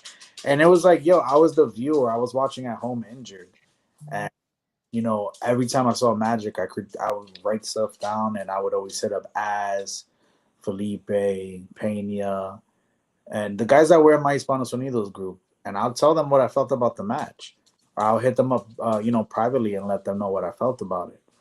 And they would be like, yo, thank you for the advice and everything like that, So that, that's a positive way of, dealing with it. And then there's just certain people that you tell them, like I said, when I got there, I was able to speak to some people about a program that to me just didn't make sense because of the fact that the babyface was not portraying a vulnerable character for the payoff. It didn't come off authentic to me, and it made nobody want to give a fuck about the story. Because if the babyface if the good guy is never at a point that he seems like he's going to be down and out or show any bits of vulnerability, then who gives a fuck about, getting behind them? Yeah. Gonna be like, oh, they got it. They'll be all right. You're not going to care, And I spotted it, and I was kind of like, yo, this storyline is good. I like it, but this and this and this and this, and that they were upset about it, and I'm like, all right, cool, whatever, do your thing, and it's no shit, like it's water under the bridge now, cool as hell, but still, it's like those things that you can't, like, if you're gonna take the critique and learn from it and be better, you know what I'm saying? Yeah. There's a lot of programs that come off mad fucking corny because people can't take the critique or call an audible to fix things up when it just doesn't make sense. They want to keep pushing it down people's throats, and it's not going to work. If it ain't worked the first time, it ain't going to work the second time. Right. You would think that you would want somebody to tell you that if you tweak this, it'll be better. It's like there is an abusive critique where you just shitting on everything they do. But if you're sitting there like, yo, this is cool, but if you just tweak this a little bit, you can take it to the next level.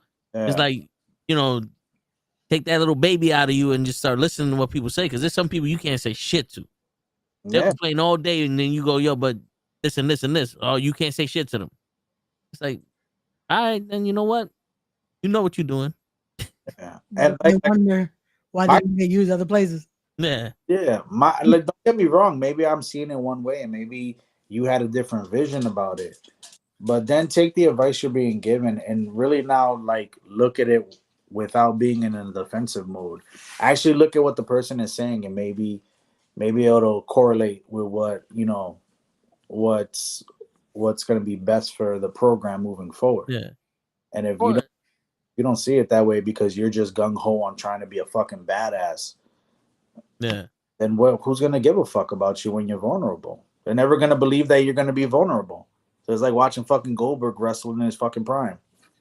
Word. It gets very good wrestler. Yeah. Wow. No, but like me, when I would take critique, it's like, at least ask questions. Yeah. You know what I'm saying? Because if there's certain things that people would tell me, like, yo, you should make the podcast more uniformity and blah, blah, blah. And I'm like, I understand what you're getting at, but this is supposed to be like a hangout. You know, we're all just chilling here, having an organic conversation about wrestling, and then people are more attracted to it. That will be fine. Like I'm hearing that, and then I explain to them my vision of the show, and then I tell them like, yo, but does it seem like we're wild? Because maybe we could cut back some and be a little bit more. We don't have to be so free balling. You know, like you start bouncing ideas off each other. It you either make shit better, or now that person gets to see where you're coming from. Yeah. You know? Oh yeah, I agree with that. That it should be, when you do these things, it should be more of just an even flow, not let me look at the scrapbook for the next question. You know? Yeah. Feeding off of one another and just shooting the shit. And then you have your questions. You kind of know what questions you wanna hit, but you just pick the right spot for them. And sometimes they might sometimes maybe some shit that I'm saying, or maybe something that Gigi's saying, maybe something that Ray's saying, or maybe something that you saying, that'll just fall into that segue point. And then, it's you and your ability to host your show, or just a wrestler themselves to call that audible during a promo, or notice certain things, to be able to just, okay, it falls right here. Perfect. Boom. Let's go. Yeah. Definitely. Get there. And yo, we had some interviews where it was like half hour, and I'm looking at the time like, holy shit. We've been here for 3 hours and it's only 30 minutes past. Like, this man ain't saying nothing. Yeah, we definitely had. I went through 50 questions already. You know, and then sometimes it's like, oh shit, it's been 3 hours, yo, bro. You gotta get up early tomorrow. We got work. It's fucking 3 o'clock in the morning. That's what some people are talkers. Oh yeah. But it's good though, because I'd rather someone talk than just someone, like, so how you like wrestling? All right. Oh yeah, those are the best ones.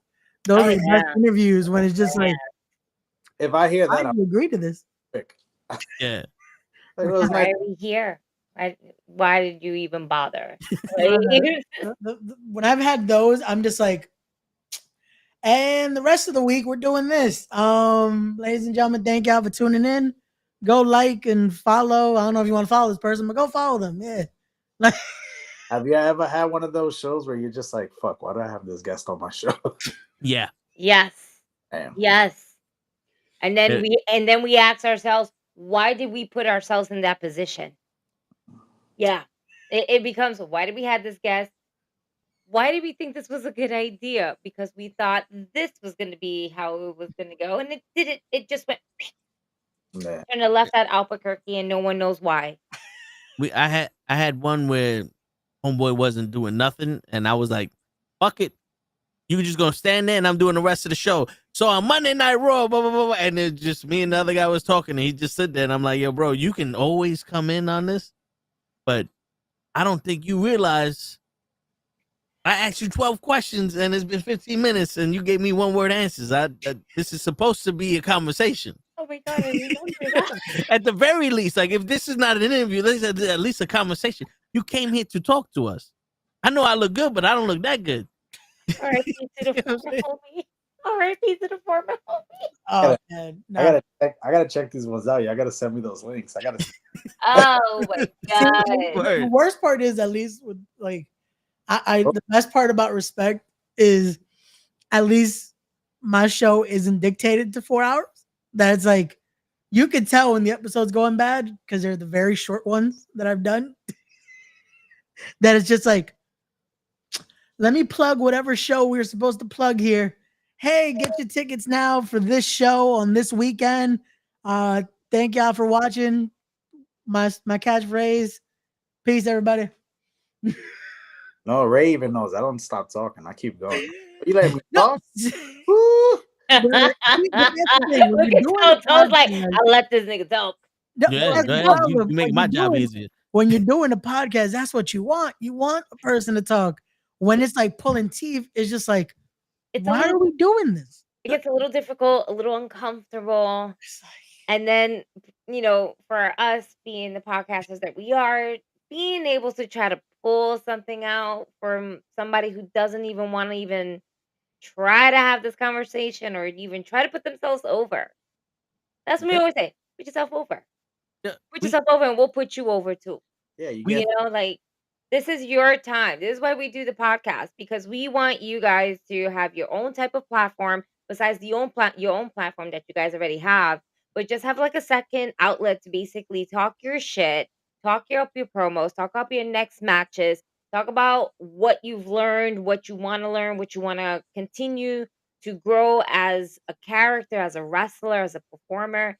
This is all for you. Like, we're just here shooting the shit. It's just another Thursday for us. Yeah, no, you get a free platform to promote yourself, promote your brand, and it's not only you that's doing it. You're getting help from a podcast group that probably has more viewers than you do. Like, take advantage of the platform and, speak your shit. Let everybody know about you. So people get more insight and actually want to know more about you. Word. Know about you, the more they want to see you wrestle. The more they want to see you wrestle, the more promoters going to be interested in using you. And then at that point, then it keeps building from there. Yeah. Fun little domino effect, y'all. And I like to have it where everybody enjoys coming here, and then they will go, "Yo, I'm doing this. I want to come back on the show." You know what I'm saying? And because we had, who Jay Bougie is? Yeah. We had him on the show once, and I think the guy he was wrestling that weekend was on another podcast, and he was like paying attention to it. So he calls the dude up that he knows on that podcast, and me and Jay Bougie was talking shit about the dude he was wrestling over the weekend. He's like, "Yo, I'm over here on the Knucklehead Network, son, and we just infiltrated your shit." I'm like, "That's right. Me and Jay Bougie, baby, all day." Like, I don't care. So we out here. You know what I'm saying? Like, you want to get somebody that fucking no escape. We can have you and your opponent out here, and you can just tell each other you're gonna fuck each other up for 4 hours straight, and I'll be like, "That's right." I'm like, "Fuck you." That's it. They just be fuck you, fuck you, fuck you, fuck you, fuck you, fuck you. How about fuck you? How about fuck you? And I'd just be like, "The Brooklyn, baby." But not the head nod. Stop. Yeah. Not the head nods going back and forth. Like, what are you doing? That's it. I don't care. Bobbing and weaving out here talking. Or you gotta duck to fuck you sometimes. You know what I'm saying? And then he goes our correspondent from the other side of the planet. Hey, DJ. Damn, the planet? Well, I mean, the way Trump's moving shit. Well, yeah, you got a point there. Yeah. We might as well be. DJ, this is the Brooklyn Outlaw, Donovan. Donovan, this is our co-host, DJ. What up, my man? What up? From Cali. So, see, now here's the thing. Now, DJ would have been at Respect. However, the wonderful promoter here that we have decided to not, this fucking guy decides to not send DJ his ticket, his flight information for my birthday. For his birthday. Yep. Wow. Disrespectful. Ray, what happened to the respect? We had a no flight policy for this first show. Oh yeah. Sorry. It's a flight. Man drives through. He would have been fine if you would have just rented out a Tesla. You can afford Tesla rentals now. No, you get some of the girls from the Bunny Ranch to drive them over. Be all right. So got the hookup to the Tesla. Shit. Get the yearly membership, you get some of the perks. Wow. I'm weak. Oh my god. Yeah. So, Donovan, one of our viewers has a question for you. What's your favorite playlist to work out to? So I'm a mix of it. When I'm really just like in a grind mode, I'm listening to a lot of DMX, Nas, Biggie, Tupac, just running with it. Real hip hop. Yeah, if I'm in the gym, when I go in the mornings to just do cardio, I'm listening to electronico. Because if I'm beat and I'm tired, it keeps me going. But when I'm just going for a lift day, it's just hip hop music, old school hip hop, the whole way. No weather girls? Nah. I like the bench to them. I'll leave that to you and Ray. I got you. All right. You got it. It's raining men. You got a bench to that. And then you get up, you shake the little booty. You get, I'll leave I'll leave that for Christopher Street to handle. Don't worry. Yeah, All right. Arnold put me on No. game. You know, he used to do that. Buffy probably is still listening to that stuff while he's lifting, bro. Buffy, he definitely is. Yo, shout out Buffy though. He was supposed to make it to Respect, but The vampire he's thing? down in November. How about some Dude, Boney? that's a vampire chick. I'm dead. Like, How about some really? Boney M? That's Oh, God. I'm a freestyle guy, like 80s freestyle, TKA, you know, Bronx stuff. Oh, the Bronx stuff. Here we go. yeah. Here we go. Yeah. Yeah, we already established the whole Brooklyn and the Brooklyn DJ. We've Yeah, Yeah, it's here the we go. Brooklyn. Everybody figured it out. It's the Brooklyn. Where you from? Brooklyn. Yep. The Brooklyn. I'm from the Brooklyn. What the Yeah. how are you talking about Brooklyn in the third party right there? That doesn't make sense. It's I just mean, Brooklyn. I've never heard anybody yell out, "Is the Brooklyn in the house?" Like I No. never no. heard that. Well, because they don't Neither know. have I. They don't know the history. I'm gonna do it at one show and get no response. The Brooklyn. And they're gonna be like, what the fuck is wrong with this? Wait, what? I'll do. Yo, I volunteered to do it at the show. Ray just didn't have the guts to give me a mic. We No, you we're weren't- keeping no, the mic no. open now. I'm no, telling Shane. I ripped my Oh my- shirt off and be like, "Who here is from the No. Brooklyn?" no. We won't be doing that either. No. Yeah. No, we keep the shirts on. We spoke about this. We spoke about this behavior. You cannot do things like that at a wrestling ring, like in a wrestling event. Period. We allowed you to do it at the barbecue. That was it. They encouraged me to go in there and cash in the We Money did in the not Bank in the encourage women's any title. type of behavior in the like women's that. title Don't you match. Say we do not speak. Yep, it was shit. Gigi and Matt Awesome. That's why she picked. That's why she bring them Nope. up this morning. Don't you dare put me in that category. And it was Go Gigi, fuck Matt Awesome, and her new husband Absolutely Mateo. not. They wanted me to interfere. Mateo Marcelos. Mateo. And Brujeria. Oh, Word. I'd be careful with him, man. That's why now. I stayed in my very safe gorilla position. No one knew where I was at. Oh, I know you did, asshole. Hey, And then Listen, skipped out. Listen, it's all right because I know where you're gonna be at in November. Don't worry. I No, know we got a whole new exactly where production you're gonna- team. No, you ain't moving. I'm gonna put a little fucking tracker on you. Put a little air tag in your pocket. And you ain't even Okay. gonna know it. You ain't gonna feel it. I'm just gonna track your ass. Yo, don't let his ass fool you. He's slippery. You blink, he's gone. As soon as the You last got a bell went track off. on one of his babies and shit. I ain't gonna lie, he did that to me one day. We just talked about something. I turned around. I was like, "What the fuck did this motherfucker go?" Word. He does that Batman and Commissioner Gordon thing where Yeah. Commissioner Right, Gordon he did turns that at around. the end of and- the event. Smoke Be like, bomb. yo, He uses the pyro from Titan to do a smoke bomb to disappear. that's it. Me and Charlie got it connected. Charlie, now. And I can just dip it. He's like, "Donovan, I want you to do a promo," and then just dips. I'm like, "What the Yeah, fuck?" like wait, what? About what? Oh, wait, no. I remember that too, but I had to go do commentary. That's why we're still doing the show. Show's still going on. I gotta go do commentary.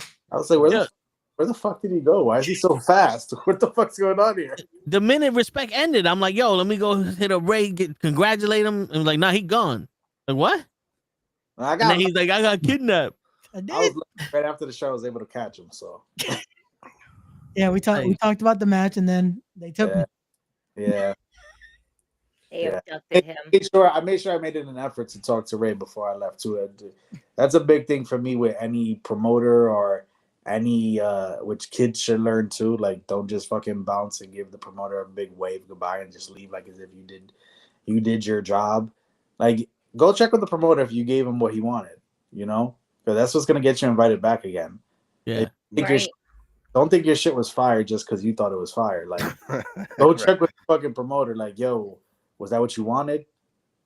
And you know, Ray knows why I told him that too. He knows that I did that for a reason. And I was like, Ray, how'd you like it? And he knows what the fuck I'm talking about too. But he knows. And I go, is that what you wanted?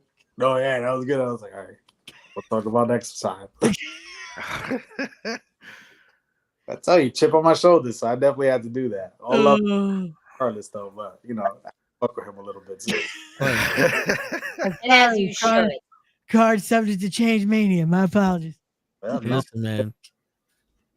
It was- You what's still put happening? on one hell of a show.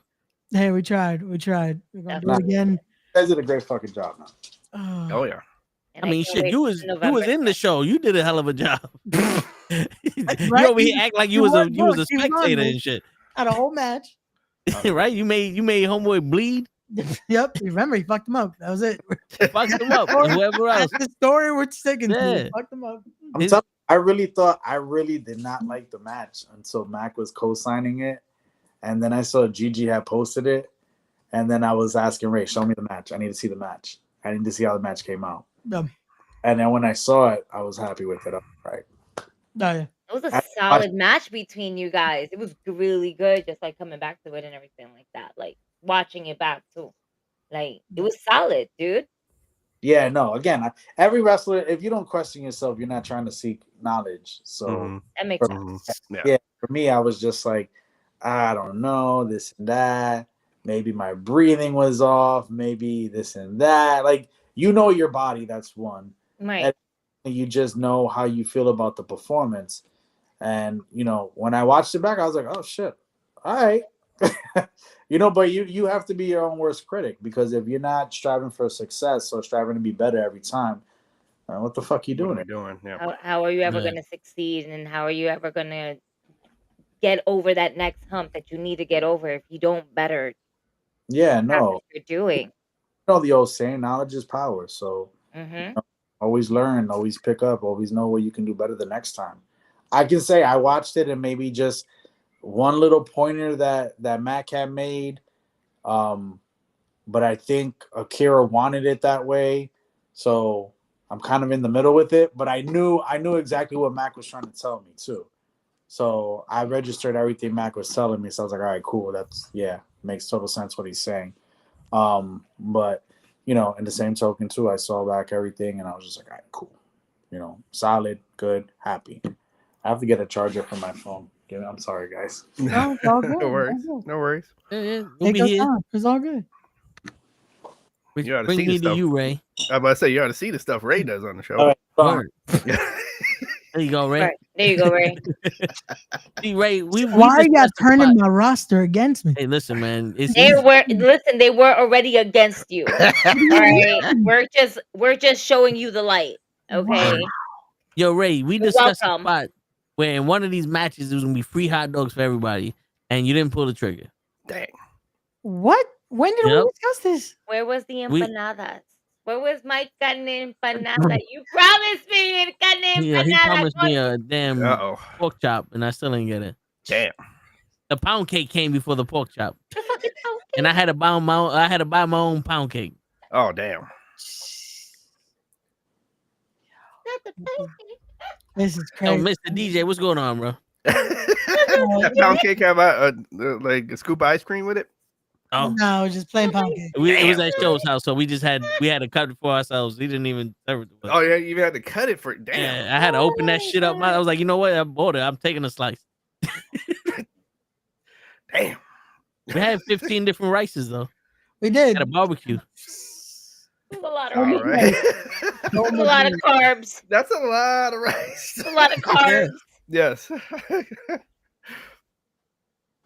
And out of all of them, I can tell which. Out of all of them, I already knew. I could tell which one, the one that Ray's mom cooked, instantly, like that. I was like, "Oh yeah, this is your mom's rice." Because she knows how to cook it with the pot, doesn't she? This is Puerto Rican. This is Puerto Rican rice, right? Yes. You put a foot in it. Yes. There was some like African rice, white rice, some other Spanish rice. It wasn't African rice. It wasn't one of them African rice. She's dying over here.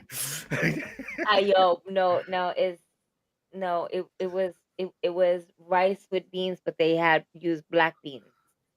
No, there was actual pot of African rice. Yep, there was. There was more there.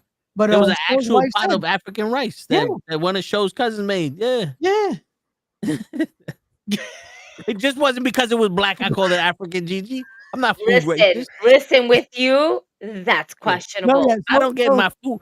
Shit, I don't talk shit about my food. Listen, it's still questionable when it's coming out of your mouth. Jesus. Shit. No, yeah, but you're not true. I'm just saying. Not when it comes to food, when it comes to people and things, yeah, but food, shit. Who got my respect? especially when it tastes good. You know what I'm saying? Did it taste good? Shit, I don't care if it's a midget cooking it Did it taste good? or a sumo wrestler cooking it. If it tastes good, it tastes good. Did it taste good? I ain't tried it. Oh damn! I had the moto and Ray's mom rice. He didn't try the African one. Nah, I'm trying to remember if I think I had the morro. I think. that was the one in the pot. Maybe not. No. I had the one in the aluminum, like the tray, the aluminum tray. Mm. And it wasn't raised and then when it was at the park, it wasn't that. Well, Ray's rice wasn't open until we got home. It might have been the rice that I ate. Yeah, because Ray's rice wasn't open until we got to Show's house. Right. So I didn't have morro. I had the other rice. I guess I had You had some African rice. some African rice. It made sense as to why it was a little bit spicy. There we Word. go. That's why I was like, you know what? I don't know what that is, and they didn't explain anything other than it's African rice. I'm like, It was a we're gonna little keep bit that in Africa. spicy. I wasn't sure why. I didn't ask questions. I was Right. just really zooted out of my mind, and they gave me like a really hot We- spare rib, and all I wanted was the spare rib. Dude, Cold rice is spare rib, bro. Like I said, man, fuck the rice. I just want the rib. like, we went to Jersey to a white people park, and they gave me African rice. I said, you know what? I can't have all this diversity at once. DJ, we got in trouble. I can't have all this. We We got in trouble because a white kid climbed the tree. The white lady had to yell at the white kid, and she looked at us and said, "There goes the niggas," and just came after us and said, "No alcohol on the premises." It was like, man, just because no. there's alcohol bottles that we're drinking out of doesn't mean that there's alcohol in them. Bro, DJ, she started, but she started like this. She started like this. Oh, we're celebrating a birthday here. Whose birthday? Oh, happy birthday. Well, I know that you guys are celebrating, but unfortunately, you guys can't have any alcohol bottles We're gonna call out. the Like cops. the mood switch like that. She threatened to call the cops on us. Yeah. It's like No, she legit did. I'll never understand Karens. I just like, Yeah. how is this affecting you at all? Yeah, it's not like we're drunk. If we were drunk and then disorderly, I get it. You know, enjoying a beer. Right. Yeah. I'll never get it. Like, why you have to fuck with Whoa. other people? Some were drinking beers. Some, like myself, had bourbon. It was 86% proof, and damn, that was a smooth bourbon. Oh, so smooth. I bought DJ. I bought this rum. It had to be the best rum I ever bought because I didn't get a lick of it and it was gone. One person drank the whole shit. It's the same person that drank the 86% bourbon. Yeah. Oh, Gigi. It wasn't me. I had a small sip of the bourbon, and the Okay. rest was just JMO. Because I was like, shit, this is good, but I can't have too much of this because shit, I need to be able to watch SummerSlam later. And I have about like 3 more blunts on me. No, my priority is to smoke and to eat and to drink and then to eat and then to smoke again and then the cycle. Right. But yeah, no, the person who actually decided to take all of Toll's rum was the same person that decided to take all of Show's bourbon bottle. Yeah. Like, Oh bro, my God. that shit, that 86% was smooth. And I see this person killing it with soda, and I'm just like, bro, why are you fucking chasing the bourbon with soda? It's not cheap bourbon. Yo, that shit irked the fuck out of me. It should have. Oh my God. You know how much I appreciate whiskey and bourbon. I do. And for someone to go ahead and violate that bourbon bottle with a can of Coca-Cola or Pepsi, whatever the fuck it was. I'll put the 7-Up in this. Oh my God, my feelings got hurt. Whatever, My man. feelings got hurt. It's last weekend we went to a birthday party. It was a barbecue for one of our other co-hosts, and we in Jersey. These white people park. It was the lake that you go to barbecue in, and this white boy climbed a tree. So Karen went out there to tell him to stop climbing the tree because if he get hurt, whatever. And then she turned around and said, "I yelled at some white boy. There's got to be some black motherfuckers I can yell at." Boom, there they go. And she came up to us and she's like, "Oh, you guys celebrating a birthday? That's awesome. Who's the birthday boy?" And it was show. And he's like, "It was me." He's like, "Yeah, you can't have any liquor out here. We're gonna call the cops on you." I was like, "Damn, bitch, you going straight to the cops?" Yeah. He was like, "You need to put it away in your car because if I come back out here, I unfortunately am gonna have to call the cops on you." Wow. Yeah, I'm like, oh shit, just because the white boy got yelled at don't mean you got to come at us. We've been drinking this beer for 3 hours so far. Like, what? All of a sudden, you see it? I bet you if you would have offered her a beer, she would have been all right. She was saying she wasn't in not her. She would have called sexual harassment or some shit on us. He touched me. For real. I'm gonna record you. I'm gonna record you right now. Officer, they try to bribe me. I think I know that guy. I think his name is Ray. Might be another Smells baby like mama of Ray. The word. But yeah. All right, so back to the topic. Ray got us all fucked up. See how he left, right? Yep. I thought he called you up like, "Yo, I'm sorry that I didn't expect these people to be this crazy." That's what took you so long with the charger. But then I was like, "Wait, you're using your phone as a camera, so he has your house phone." Yeah. This relationship got deeper. Dead ass. I found two charges and none of them had a long. I thought I had a long like the wire cord. Yeah, I thought I had the long wire and they're both short wires. I'm like, where the fuck is the nearest? So I had to go find an extension cord just to get it all rigged up and everything. Oh shit.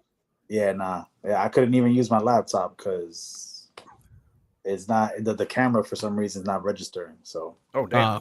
Yeah. If not, I would have been on the laptop easy with no problem.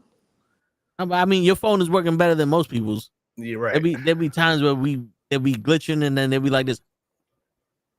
And I'm like, "We can't hear you," and they just keep talking. Like, "Go ahead, I can't hear a word you're saying." But or it's like watching those old kung fu movies. Word. Seriously. Yeah. But, all right, so Donovan, like your audio sometimes doesn't come out.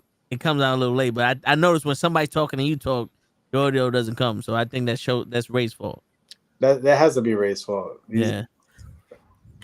It's always Ray's fault. He's producing this year. What the fuck, Ray? Yeah. But as a 20-year veteran, when I don't know if you heard the statement that Bret Hart made about Gunther and his wrestling style. Like, how do you feel about that? Where he's saying like the whole chop shit, like he thinks it's unprofessional, where like he's purposely hurting his opponent and is lazy for chopping people. Bret Hart's the old man sitting on the porch. Sorry. I agree. That's fantastic that you're saying that, and you know, your wrestling style was immaculate to some people, boring to me. And you got to remember at the same time too, it's a different time compared to then. You wanna display, you know, that real fight feel for everybody. When you're chopping somebody, you want to lay it in. Like, yeah, you're not gonna want it to be some soft shit. If he's just referring to that, to a chop, then you've been chopped by one of the best in the game, Ric Flair. So, like, you're gonna bitch to Ric Flair to not chop you tonight? Hey, brother, don't chop me. Then they're gonna bruise up my chest. They'll probably laugh at you and fucking light you up. So, like, I don't see anything else that he's doing that's harmful to the opponents. He seems like he's taking care of them. It's, again, this is all choreographed violence. So, what are we doing here? There's nothing wrong with bringing realism to the sport that we're trying to insinuate is real. Right. Yeah. So it's just, again, if he's not talking about Goldberg, he's shitting on somebody else that probably can work circles around him. I'm sorry. So I was never a Bret Hart fan. If you haven't noticed. Listen, I hear you. To each his own. I've always like heard that and go, isn't a closed fist illegal? So wouldn't you have to smack somebody or chop them? Yeah, exactly my point. You know, I mean, now they don't. They kind of like. I don't really seeing referees admonishing the workers for it. Yeah. They just do it, the closed fist and everything like that. But back in the days, yeah, it would matter, you know. So it's not the case anymore. Just like everybody, you know, how can I say this? Everybody does the hard blow, in a sense, in a match, and I think Ray knows what I'm talking about. And if you do it enough times, if you do it, my bad. I had to. Wow. We're not in those times anymore, Tug. God damn. It's a new era. Listen. Jesus. Don't judge nobody. You know? that she had to turn off, busting out laughing. Well, the Quaalude is gone, so.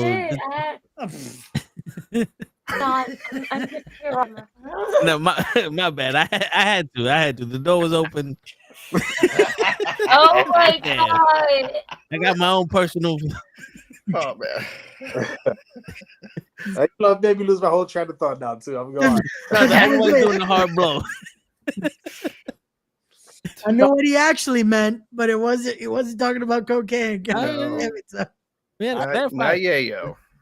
Oh, but if you do that consistently in the match, once you get to a point where you want to do it where it matters, you've done it so many times that nobody's going to register with that.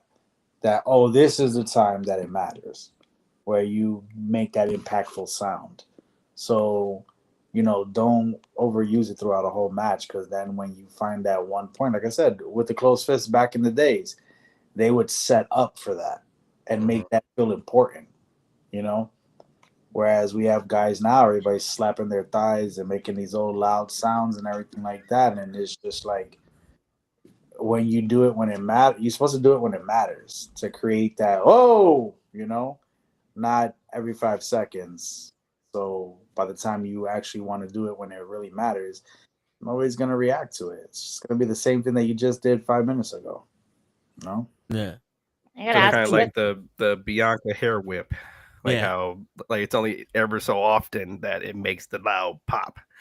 And then we get a shock out of it because we don't see and hear it all the time. Exactly. Make it matter. Build, you know. What's your one pet peeve when it comes to like a wrestling move that you just hear like, oh, here we go again? A pet peeve. I'll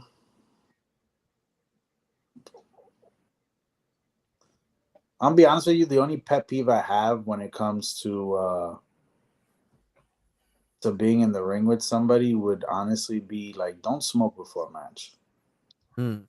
I'm just keeping it G. Don't smoke before a match. I think it's highly disrespectful. Everybody's putting their bodies out there. Everybody's putting their bodies on the line. You want to be in control. And I don't care what you say. If I smoke, I got more of this, more of that. You still not 100% in control. You know. And you know, I wrestled somebody. I would love to shout them out, but I'm not gonna shout them out right now. But there was a wrestler I wrestled in Florida. And he wrestles locally over here too. But he was in Florida, and we worked the match, and we went in, and he was like, "Oh, I'm so glad that I smoked before the match." And I fucking looked at him, and I'm like, "Yo, you ain't never gonna fucking work me ever again." I was like, "I will make sure that I didn't blackball the guy. I didn't try to shit on him. I just said I'm never gonna work you again, because I find that highly disrespectful that you didn't at least take the time to be like, yo, just let you know I smoked before the match. This is what makes me comfortable, this and that. If you at least have that much respect, then I'll be able. You give me a chance to be like, yo, I don't feel comfortable with you doing that, or just, you know, all right, do your thing, you know, just make sure you're in control. Yeah. But for me, like, if you didn't even give me that option, again, I'm putting my body out there for you. You putting your body out there for me. and I take care of each other. So if you're not doing that, and you're not being respectful to the other person about it, by at least making them aware of what's up, then it's not somebody I want to ever work with. And I said it. I was like, I'm never working you again. And I'm not gonna shit on the person because they're doing their thing and let them do them. But they know that if anybody ever suggests it, don't get excited about it because it might not happen. Okay. Now Ray got to change his plans. Oh, Yep. better not. No, but again, it's again. I've dealt with enough stuff that I'm very comfortable with who I am. Yeah, I don't care. I speak my mind, and maybe sometimes that gets me in trouble, but I'm gonna be my authentic self, and I'm gonna change that. and you got the right to protect yourself at all times because, like, it can relax him, but it's also like you said, it alters him. And if you're gonna do something that's considered highly dangerous, you want somebody that's gonna have all their faculty. Yeah, exactly. Everybody should be able to take care of everybody. Again, not how I portray and how I see things. That doesn't mean I'm not a trainable person when it comes to the wrestling aspect, when it comes to media, when it comes to all those other things. That's very important to me. But again, still being my authentic self, for that, that's just as important to me too. Yeah. So if I feel a certain way about something, it shouldn't be frowned upon that I'm saying, yo, this, that, and this. And especially me, I've put enough time in that I should be able to voice my opinion about something. I might have not, just because I didn't get a contract or make enough appearances as an extra or some shit like that. I mean, you're not, like, my voice doesn't fucking matter, So, and then, like I said, I'm grateful for, people like Raymond who give me a platform to go ahead and perform and show people like, yo, this guy's still fucking going. You know what I'm saying? Respect that shit. No pun intended. Word. It's like he has a quota to meet. I hit him up. I told him, you got to get it in there like 10 times, at least 10 times. It's like, yo, respect, and I'm gonna fuck you up. I need those two. We're gonna make a compilation. There you go. It's her name. I love it. So where can somebody like our fellow selves find you in your next match? Well, again, this Friday, Ace Pro Wrestling. You can catch me over there in Teaneck, New Jersey. Is it Teaneck? Am I saying it right? Yeah, I think it's in Teaneck. Yeah, it's in Teaneck, New Jersey. Again, 3-way match against Bad Brad Benson and Whiplash for the Ace Fight for Flight Championship. Then after that, you're going to catch me at Titan. I've got myself, it's me and Junior Flow, sorry. Against the Zombie King Junior Flow. That should be a good match. And then in September, I get pretty busy, which is a beautiful thing. Nice. Yep. So, and then just the rest of the year is shaping up to be good too. Again, a lot of positive conversations with a lot of other people too. I'm not gonna just say it yet. I'll let it come out when it comes out. But I got other shows at the Mecca as well that are coming up in November. That I'm looking forward to it. And a couple more things are popping up. Just a lot more conversations with a lot more places, and I'm trying to, venture myself out of just the Northeast area. Trying to go back down south, like I was doing when I was more involved with Evolve and WWN. Just continue grinding, continue try to be different, and continue people that this 20-year vet ain't fucking around. Word. There you go. They don't call him the Brooklyn Outlaw for nothing. You know what I'm I saying? love how you emphasize that part and take the big. Always. My guy. You gotta say it complete. The Brooklyn Outlaw. You don't gotta he says it with a DA. He doesn't even say it with the THE. You hear how he's saying it too, right? Yeah. He's saying it on purpose too. I mean, you're talking to a guy who has a Z at the end of his I'm just saying. We don't spell knuckleheads correctly. Listen, man. We If write an Shakespeare can write abbreviation. his own words, I can write my own words too. I'm a cunning linguist. My Oh God man. says I'm like Ebonics, I write Oh it. my Really? God. That's why I couldn't find it on the IG because I was right. That's yes. You were spelling it the right way? That's probably okay. That's exactly what it okay. was. He Yeah, I couldn't was Yeah, that's what I have to tell my friends. person Like, don't here. spell it right, and then you'll probably find it. no, deadass. I was having real problems with it when I was talking with Ray. Then Gigi looked it up, and I was like, "Oh shit, I found it! All right, cool, thanks." I was like, wait. Yeah, I was going crazy. I was like, "Yo, And you ain't find the page. I was like, once he said that, I was like, oh, I bet he probably spelled knucklehead the No, correct I sent way. him the direct link. That's why I was like, what the hell's happening? No one, Gigi will figure it out. He wanted to see what he was getting into first.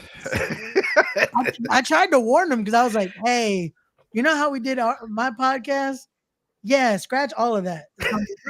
Yeah, no, it's the complete opposite It's here. like, We're that chick it's like crazy. you know how like straightforward and professional that was?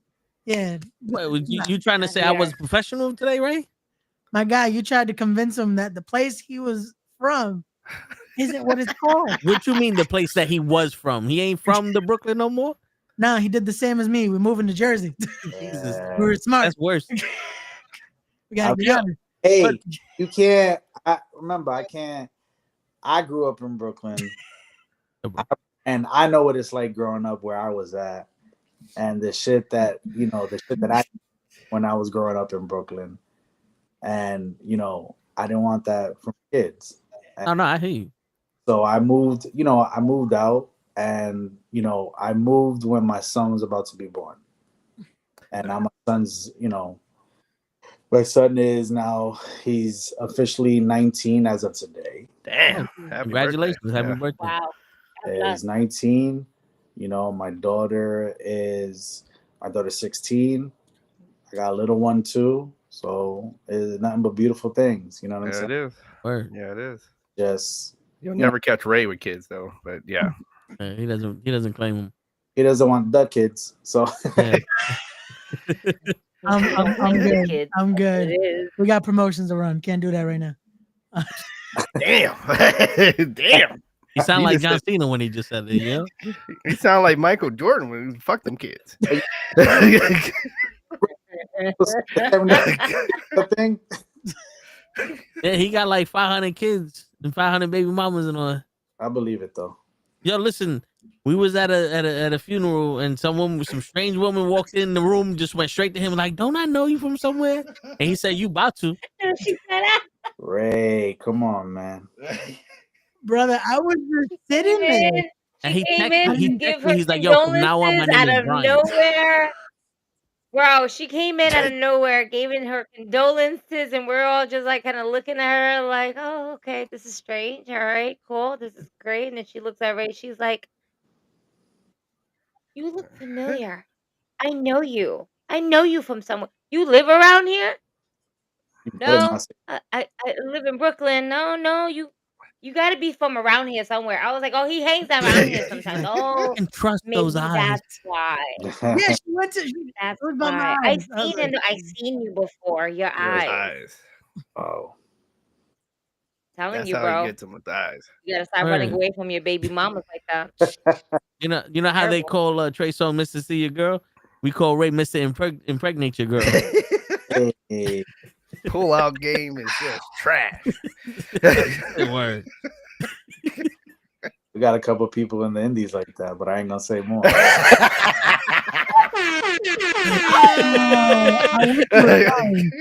I wish he was lying. So Ray also told us for his in the next show, you are going to be tag teaming with Sting. Your thoughts? Yeah, on a ladder match. Yeah, I thought it was a ladder match. What happened here? What we yeah. Card subject to change. I thought you learned your lesson the first show, bro. You ain't learned It's a 2 out of 3. The match already changed? Yeah, it's a 2 out of 3 stages of hell 2 out match. of 3 match change, Yep. and the News- subject changed again. The news took 3 hours to get to the West Coast. That's what it was. Exactly. You got to buy time for this thing to get there. God. Right. I gave using a that little insert name. team. I'm using that. Yeah. You're gonna tag with Sting. The next fall, you're gonna face Sting, and then the last fall is gonna be an exploding ladder match. Jesus Christ. Because you know how every tag An team partner exploding always ladder turns on match. Sting, right? Word. So you know, so Mid-match, and then that's it. We're going into a totally different match. That's right. it. And careful, because you know he's gonna have his son Darby Allin somewhere Word. on there. He's gonna be like, "Ew." Yeah, he said. That's it. I'll do the old Mac to Timothy the Mac to Plasma. Throw him against that fucking wall so he goes against the bench. If you ever see the clip, go on YouTube, look up Mac. I forgot what the fucking name for it is. Mac wall throw Plasma. Uh-huh. Terrible. Oh man. Mac tried to launch him. He did. He got him there. He got him, but Go the way I guess it was planned for both of them, and he goes right into the fucking bench. Wow! It looked amazing. I loved it, but I was like, would I take that? No. But all I'm saying is it's funny you bring that up because get your tickets now, tinyurl.com/RTC No Escape, because we might have to see how hard those walls are on November 14th. Hey. For a reason. Oh. You having a wall match? No, he just something like that. Hard right now. That's what he's doing, and I see what he's saying. Yeah, I think Donovan knows what I'm talking about. Yeah. We might get repeat offenders for one night. So. Hey. All right. Yeah. Stop exposing the card, Ray. You talk too much. Word. Yeah, that's the funny thing. They don't know what I'm talking about. I know exactly what you're talking about. You just said that last line. I got everything you were just saying. Word. Exactly. I smile because I don't know anything that's going on. Just make sure no one steps on the chairs. If what I just teased happens, the last thing we got to worry about is the chair. It's everything else. Nah, it's you everything about that. It's always about squad. Don't worry. Oh shit! Know that a little too much, right? We're just teasing it fully now.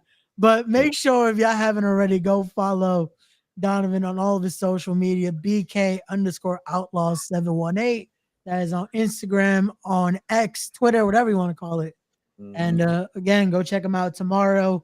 He's back at Ace for that Fight for Flight championship. Yes, and like I said, for November, announcements are coming soon. So stay tuned for what Donovan will be doing at No Escape. Get your tickets now. Besides the 12 announcements he's made already. I made one tease. Y'all made like 20 announcements. I think the whole was already stated in this. Yeah. Somehow Donovan's with Sting. I don't know how. Sting ain't even on the card. Who's crazy? All the Easter eggs in this fucking podcast. Where? Who's what's his name? Hamlin's gonna hurt you. His name, right? Hamlet hurts you. Yeah. I need the bear. Right. So Donovan, if you ever wrestled Hamlin. He doesn't have the bear anymore. Leave the bear alone. He's walking around with a I never wrestled Hamlet. I've known him for a while. Never wrestled, but he's always been a very interesting person to me. But I need the bear though. He had a bear one time, and I need it. He doesn't have the bear anymore. Now listen, he walked out with a bear and two sex slaves. He can keep the sex slaves. I need the bear. When did he do that? Wait. What is this? Why do you want the bear if you know he has like sex slaves? Because the bear should not be, fucking exposed to shit like that. We're saving the bear. What happens if the bear's sick? He wants to save the bear. We gotta save the bear. Damien has a good question. Well, Damien, this is not the time for questions. Damien, we're saving bears out here. Shit, only you can prevent forest fires. Wow. Stop! I have a shirt like that. I was supposed to take a picture of me in the park smoking the blood, wearing the shirt. That white lady fucked everything up. If you could have a dream match with any wrestler from the past or the present, who would it be and what match?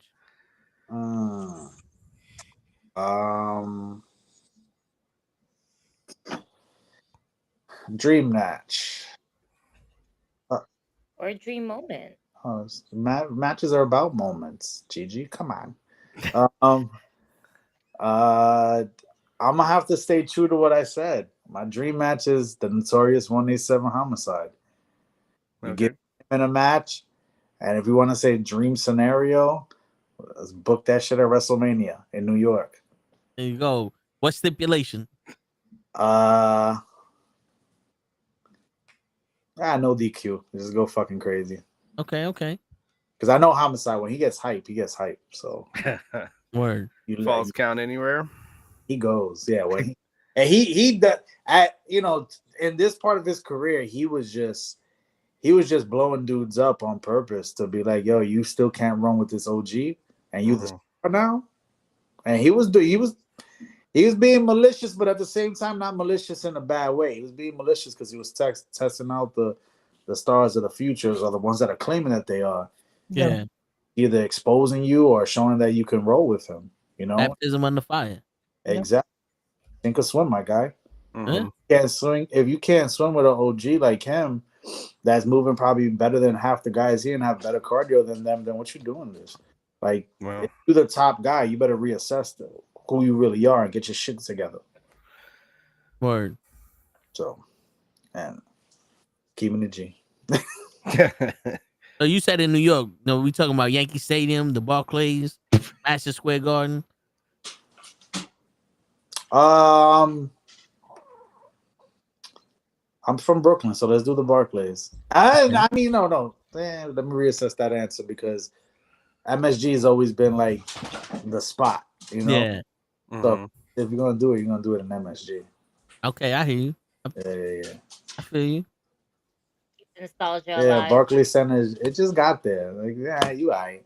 But MSG is where it's at. You know what I'm saying? That's always like Wrestling Central, regardless. And remember, they used to, if you were in MSG, that they would call it, you wrestling in New York, basically. Yeah. You made it to New York. You made it to the WWE because that's where WWE was running in MSG. I mean, the only other wrestling company that ran in MSG was New Japan, I think it was. Yep. Yeah. ROH, New Japan, whatever you want to say. So, yeah.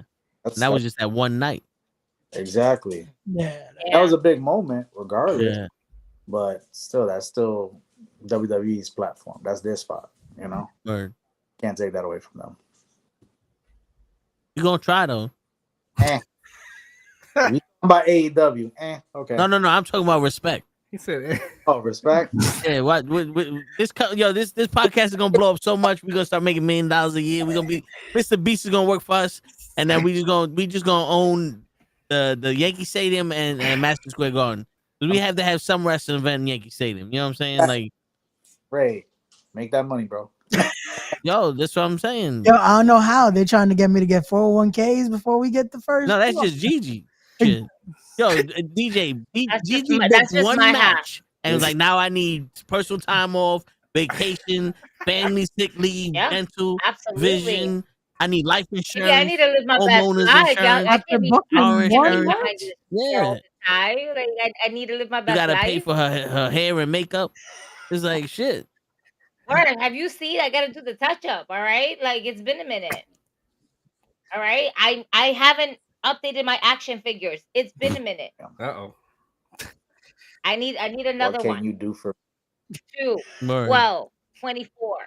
Yo, Donovan about to hit me up after the podcast. Hey, we need to renegotiate because I didn't know we had these options on the table. For real, we definitely renegotiating the rate now. See, he didn't want to let me go into the dressing room during respect because I was going to form a union. Oh shit! We gonna unite. We gonna bust up on the ring. Too legit to quit. We're gonna unite. Bust up in that motherfucker. That'd be the funniest thing. You'd be like, we ain't taking this. We're putting a union here. Ray'd be like, all right, so you're fired. You're fired. You're like, okay, okay, so I need new guys. Don't listen. We got mad oxtail pizza waiting for everybody. Oh man. Yeah. Ray did a great job though with the way that he set up everything out there. I know he had the little snackies for everybody and everything like that. And that was a cool touch too. It made everybody comfortable and he took care of everybody from the beginning. Nobody had to chase their shit. Everybody had their shit.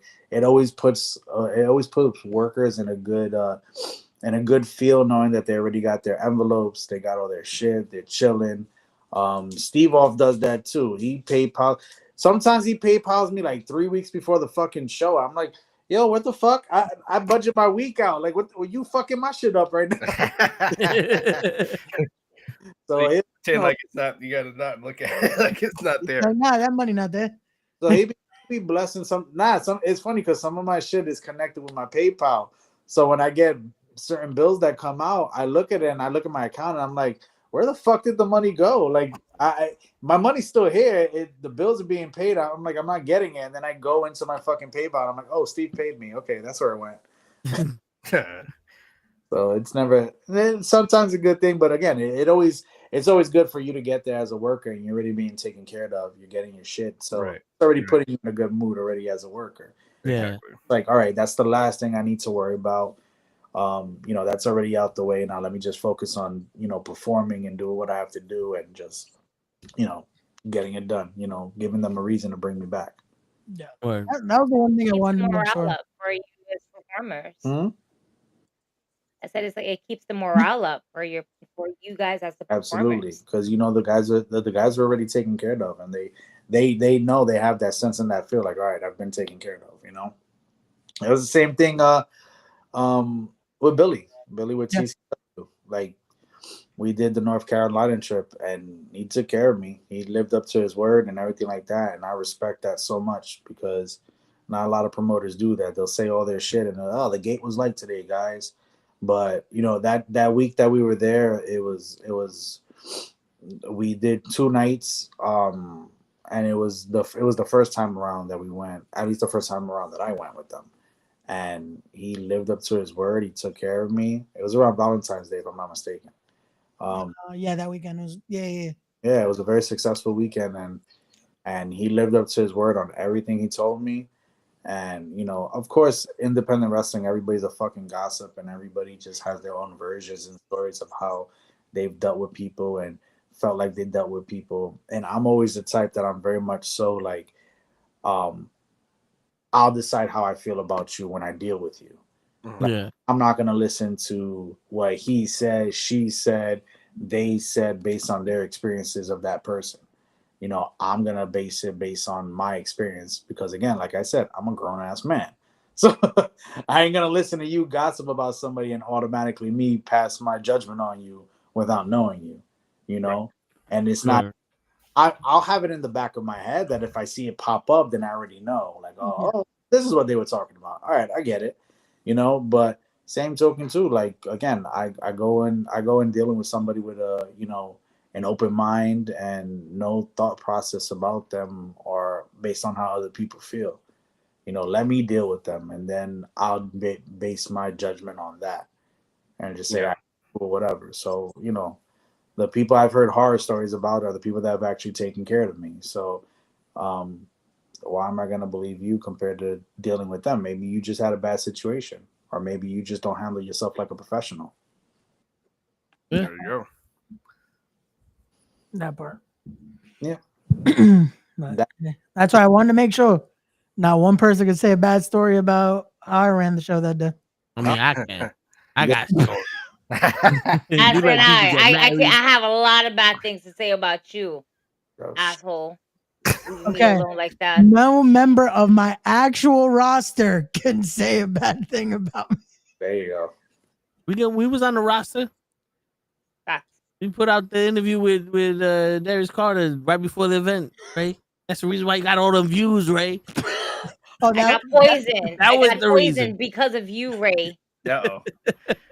We was gonna get an interview with Donovan, but you said no. How dare you, Ray? Listen, he's more disrespectful than he leads on to. Okay, don't let him. He likes to start trouble. This is crazy. He likes to start trouble. He'll drop a little bomb somewhere and then let it stir up. Yep. Like that whole the Brooklyn shit. We was cool until you started that whole thing. Oh yeah, you were the instigator of that shit. I was like, what? Yeah. I'm hearing him say it. He keeps going, the Brooklyn.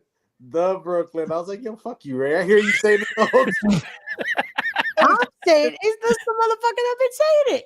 If you but if you play this shit back, you're gonna see me the whole time saying, "Stop saying that shit." No, because I know what you were trying to do. And then an hour in, he's like, "We've been an hour in, you haven't asked him one question." Meanwhile, I asked him the first part. No, I'm saying the question because I would think you would ask him about it. That's like we did think that you was gonna ask that question. We already had this conversation at the show. Yeah, but that doesn't mean we had the conversation on air, so therefore it never really happened. Well, then I could let Donovan bring it up. I schooled it was y'all on your history. Ray brought it to Brooklyn. everybody's attention. Yep. Me and Donovan having a sophisticated conversation about wrestling, and y'all want to talk over here about the Brooklyn. Y'all want to get geographical on us. Say that word again. Shit, the Brooklyn. No, not that.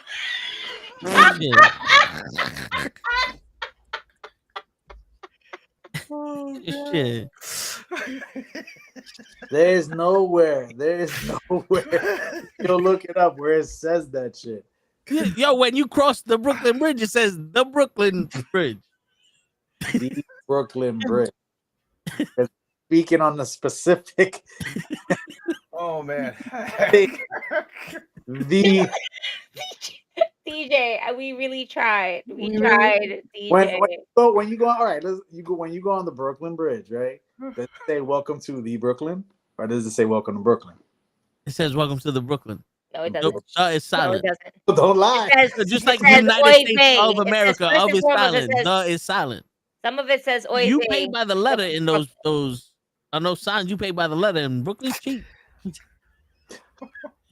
Wow. What are you talking about? The Bronx is so cheap they do DA. What are you talking about? But at least it's still something that represents the. You know what I'm saying? No. Shit. No, it's solid. No. No, you got. You know what it is? When they said it, they got slow for a second, so they were like, "The Bronx." Oh shit, my bad. I forgot what it was. Ooh, know what I mean? Hey, listen, but we still know it's the Bronx. Yeah, I forgot it was the Brooklyn. It may take us a while, but we know the proper name. It may take us a while. Brooklyn. You're the only one that knows it's the You're trying to be Yo, like Brooklyn. That's why y'all want us to have 2 syllables. Yeah, It couldn't be just Bronx. Y'all had to be the Bronx. Exactly. Even your boy. You be 2 syllables like Brooklyn. How is it 2 people from Brooklyn was arguing with 2 people? One person lives in the city, and the other one lives in the Bronx, and they're trying to tell us how to say how our borough is spoken. Like that made no sense to me. Because y'all don't know. Oh man, we were born and raised in Brooklyn. So that don't mean nothing. I was born and raised. Don't mean nothing. I was born and raised DJ, in Long Island College Hospital in Brooklyn. Okay. DJ, the first question I asked Mr. Donovan over here was, did he really yada mean what Jacob Fatu means? And he said yes, but he don't know that the Brooklyn is called the Brooklyn. It's not the Brooklyn. As someone currently still in Brooklyn right now, as I look out the window. You are in the Brooklyn. As you live and breathe. The borough of Brooklyn. The only buzz we do around here is for the freeways. So like the 10, the 5, the 405, the 105. That's the only thing we around here.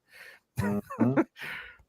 According to him, we got the Brooklyn, the Bronx, the Queens. No, it's not the Queens. Yeah, now it's Queens the is fake. Queens ain't cool enough to be the. Brooklyn's trying to be like the Bronx. Queens is just on some other shit. Get out of here. We trying to be like the Bronx. This is what I have to. I'm just saying. DJ, if you look at his hat, he's wearing a Bronx Bombers hat. He's not wearing the Brooklyn Bombers hat. I'm just saying. I'm wearing the New York Yankees hat. I'm trying to play that. We ain't doing that today. No, we ain't doing that. This interview is going so well. Where is the disclaimer? You see how Ray just put the little spice in it and blew everything up? Please put the disclaimer on because I can't do this.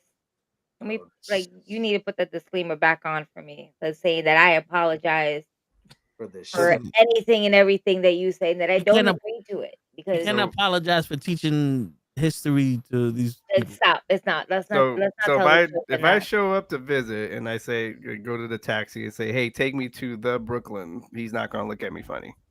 He is gonna look at me funny. He's gonna be like the Brooklyn Bridge. Like the taxis don't speak English. He's gonna be like, my friend, what is the name of this landmark? Like I wish. Where in Brooklyn? We gonna ask you. the same person that's driving you to the Brooklyn is picking up the phone. Yes. Did you restart the machine? Oh my. Yes. Did you unplug it? Okay, no, sir. That's not how it works. If you press power and it don't come on, we can't fix it. We can't fix it. Where do you want to go? The Brooklyn? Okay, thank you. No, not you, sir. You unplug the machine, sir. All thoughts from Toe are not necessarily. Oh no, yo, I shit you not. Yo, listen, I'm not afraid to say it. I was on the phone with 2 of them motherfuckers, and I wanted to be like, yo, I need somebody within a 50-mile radius of the Middle East. I don't, yo, if you're within 50 miles of the Middle East, I don't want to talk to you because they don't understand English. Yo, dude, I was trying to get a cell phone, and it was from 10:50 in the morning to 12:50 in the afternoon. At 12:30, they took a picture of my door from the middle of the street and talk about nobody home. I said, no, I took off for work. You bring that motherfucker back here. No, we can't do that because you need a signature. So I'm like, how are you going to get a signature if you don't knock on the door? Exactly. Was I supposed to stand outside for 2 hours and wait for the motherfucker to throw the package at me? Look, someone's outside. And just throw the shit? How do you get a signature if you don't fucking ring the bell? I'm here. My dog literally barks when someone wakes up in the morning. Like the next door neighbor, if he wakes up, my dog's barking. He's a bitch. Yeah. You know what I'm saying? And then no one came to my house. And so I'm yelling at that motherfucker. I'm like, you don't understand. And then another motherfucker with my car. It's like, yo, listen, I don't have no problem with them, but you don't know what you're talking about. Give me somebody that knows what they're talking about. Don't read from the paper. I don't need nobody reading. It's disrespectful if you read while you talk to me. I'm just saying. You don't want the script. That's right. Don't give me the script. Nope. This ain't Wolf of Wall Street. Oh, there. That's a good movie, by the way. Yeah, it was. Does that sound good to you? Don't judge me on my winners, judge me on my losers, because there's so few of them. Yeah. Ray, by the way, doesn't know movie lines. No? Not at all. Seen that? Oh my. What behind he is. That's what it is. He's a little baby. Yeah. I shit you not. I give him a movie line every week, and it's from the same fucking movie, and he still don't know it. The Last Dragon. Oh, Last Dragon? He still don't know. You don't know? You never seen The Last Dragon? I have multiple times. You just don't know any of the lines. But he doesn't know none of the lines. Give me a line. Throw me a line. Shit. You're just a fucking midget asshole from Kew Gardens trying to rule the world. Also getting by on my tits.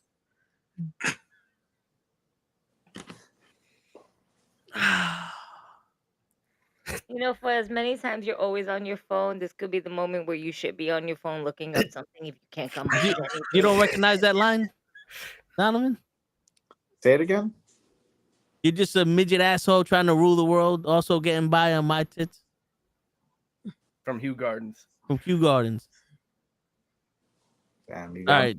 So Eddie Arcadian, where his girl, the pop star that he's trying to get. He breaks up with the girl and whatever, and she says she got the taxi shit off and everything. Yeah. You're just a midget asshole from Kew Gardens trying to rule the world, also getting by on my tits. And she leaves. Where you going? Elocution class. For what? And then he wants to say he saw the movie. Yeah, he shits all over, and then he's all like, you can see he's all up in his feels when she walks off on him. Yeah. Right. Yeah, you know. But Ray doesn't understand that shit. Apparently not. Apparently not. Even though he does that to women every week. Yeah. Damn. Shitting on Ray. I mean, they're not lying, Ray, but damn. What do you? Oh my god. I'm still waiting. We go to one of these shows and somebody just yell at Ray, "Get your hands off my woman!" No, that better not happen. Or it's gonna be, get your hand out my pocket. And then I'll be like, that better not be Murtaugh's baby. That's Butter's baby, and he don't know where that's from neither. Ooh. So wrestling was awesome, right? Yes. How do we always end up at this part of the episode? This is like the bewitching hour for this show. Like people gotta know who they're dealing with, Ray. This is us regular on the week. Normally around this time too, because it always happens. That's what I'm saying. This is the bewitching hour for our show. To happen as well. I'm just here with a nice hefty. A blue cup. Hey. I live by one of the rules that Young Bimmy means Young Bimmy. No one understands any of these movie lines. No. Say that again. Young Bing Bing means Young Bing Bing. Lethal Weapon 4.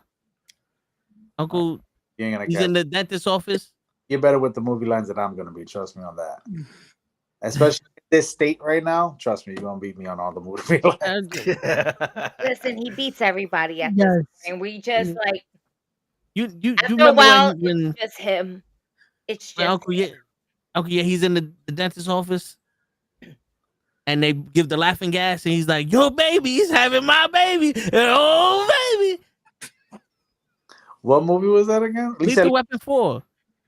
Mel Gibson, Danny Glover, and Chris Rock. Yeah, I'm thinking about that one. Danny Glover when it's him that he's masked up, right? No, Uncle Chen is master the Asian dude. Because they're trying to figure out the forefathers. This is when Jet Li's killing everybody. Lethal Weapon? Yeah. That was like the last one. The last Lethal Weapon. When Jet Li went there to kill the because his brother was in jail and they were trying to get them out of jail. I didn't see that Lethal Weapon, bro. Oh my God. let her go. Yeah. All right, I'm sorry. No, listen. This is a Brooklyn thing that I need to. That's also a movie quote, Toe. Let her go. This is listen. This is the Brooklyn thing that I got to deal with. And now it's Scarface. Moving forward. But SummerSlam. You said you saw SummerSlam. SummerSlam. SummerSlam. How'd you feel about it? Oh, I enjoyed it. I enjoyed both nights. now you went to night 2. What was that experience like? I haven't been to SummerSlam. I definitely have. I've been to WrestleMania. I've been to WrestleMania in Florida. Okay. When it came out of COVID. Mm-hmm. But for me, it was something for me to go into the events, or more or less for my, making sure that my kids experience it, because they didn't get to, and they live with me. So it's just like one of those things where it's just I want them to be able to experience that because I didn't as a kid. So it's always important for me to make sure those things happen. And just for SummerSlam, we went, not the kids. We went though, and it was a great time. Again, night 1 I saw at home, sit up on the couch, sparked up, chilling, enjoying it, loved it. Great matches. The main event, they had a good, solid wrestling match. Yep. And then they told the story at the end, which was fantastic. Yeah. And got everybody. Well done by them. Night 2, it was good. Very good card. Went well. The whole Brock Lesnar thing was fucking great. It's a good surprise. Well, everybody could have their opinion on it, but at the end of the day, he was a big player in the game. So to have that shocking return was great. And they didn't run it back on Monday, which was great, because now it leaves you wondering what's going to happen now. Mm-hmm. And they didn't even advertise them for Friday. So, or what is it? They do Thursdays or Fridays now? Friday. Friday. Yeah.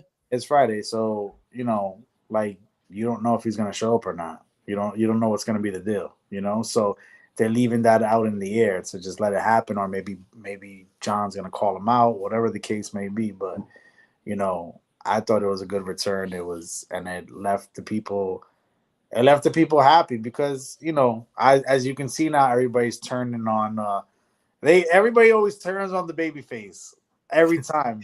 So now, at first it was Cena's turn. Now it's Cody's turn. It was Cena's turn. Then it was Roman's turn.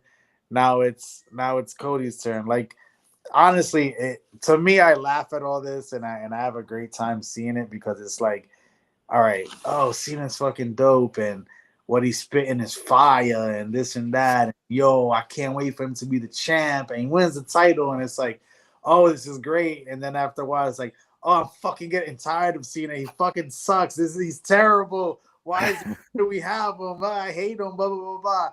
Then it's like, oh, CM Punk wins the title. Let's go with CM Punk first before we go to Roman. So CM Punk wins the title. Oh, everybody's always wanted him to win the title. It's great, this and that. Oh, he only does like 3 moves now. He fucking sucks. Why do we have him as a champion? And Roman. Then we go to Roman.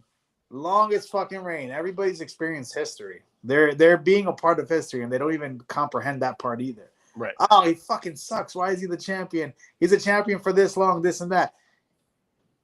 He loses the title. Oh, we miss Roman so much. He should have stood champion. This was a terrible move. Why did this happen? I don't like it, this and that. Then Cody wins the title. Oh, why did they take the belt off of Roman? This is terrible. Why did they do this? Cody's so good. Cody's this, Cody's that. And then it's like, oh, I'm tired of Cody. Let's run it back with Cena now. Now Cena's giving his final farewell. Nobody wants him to lose the title. Oh, he came back. You suck so much. You win the title. Oh, we want to keep you. And now the fans want to choose him as champion because Cody's going to come running back with it. It's a constant. Constantly. I don't even know sometimes if the fans know what they want, and this is why you leave it to the professionals to kind of lead the way, and direct them with it, but not just like just be a fan of it. Let the fans enjoy the show. Stop criticizing all the shit. Just enjoy the ride that you're being taken on. Because ain't nobody in that fucking building was quiet at all. Nope. Nobody in that building was quiet when Brock came out. Nope. Nobody was quiet in the building when Cody won the title because the building was loud. When Cody and Cena came out, you can tell. And this is one thing, just learning over time, just watching things. You can see that everybody else had their matches, right?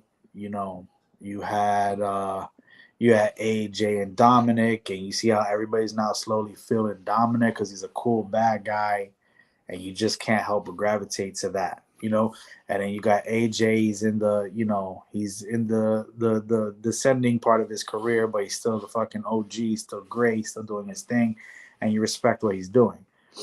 And all these other great talents are out there, and you're hearing the entrances, you're hearing the responses. And you as a wrestler, you can just take it in with your ears and just listen to everything. But there's something about, and I'm still on the job right now. Give me 1 second. I'm so sorry, guys. Right.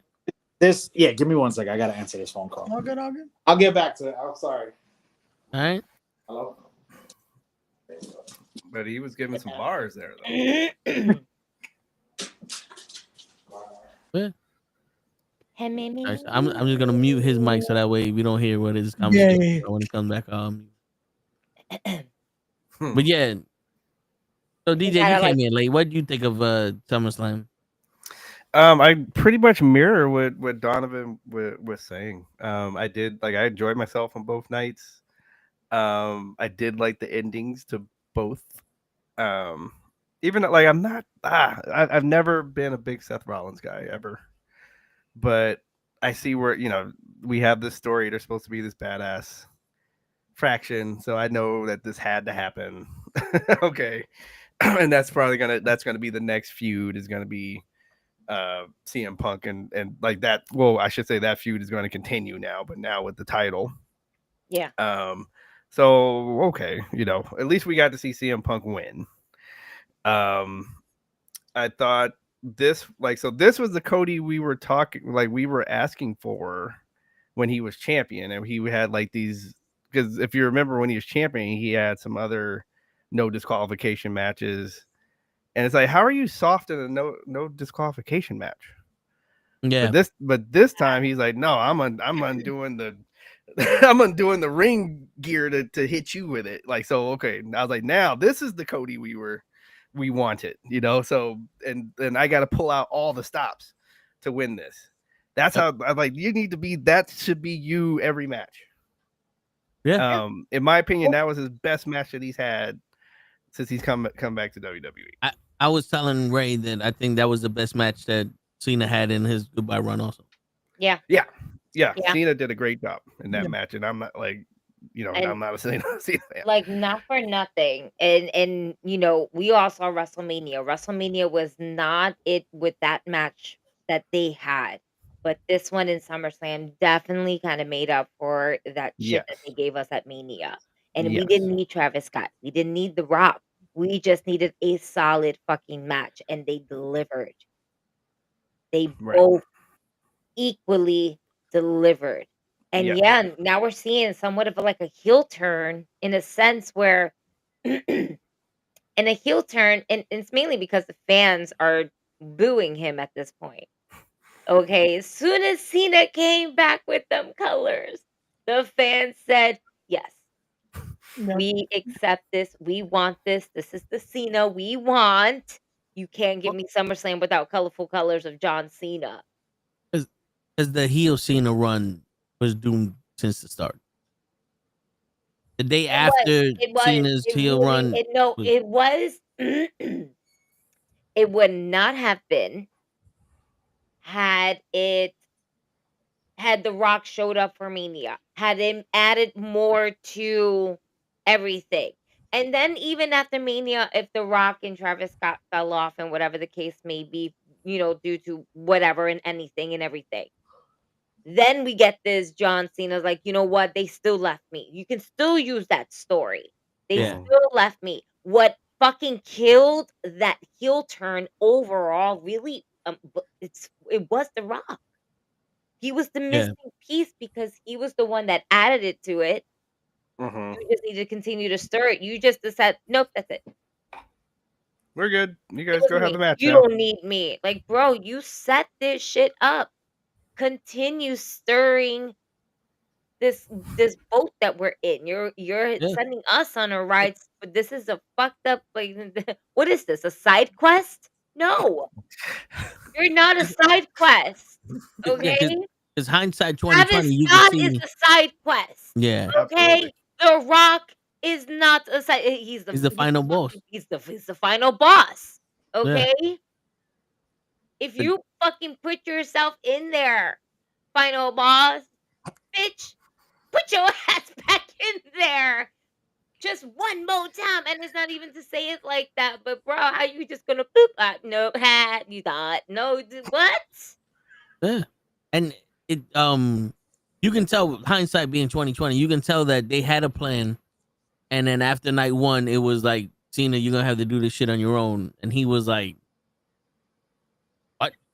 Because a lot of the shit that he was talking about in his first promo was reaching.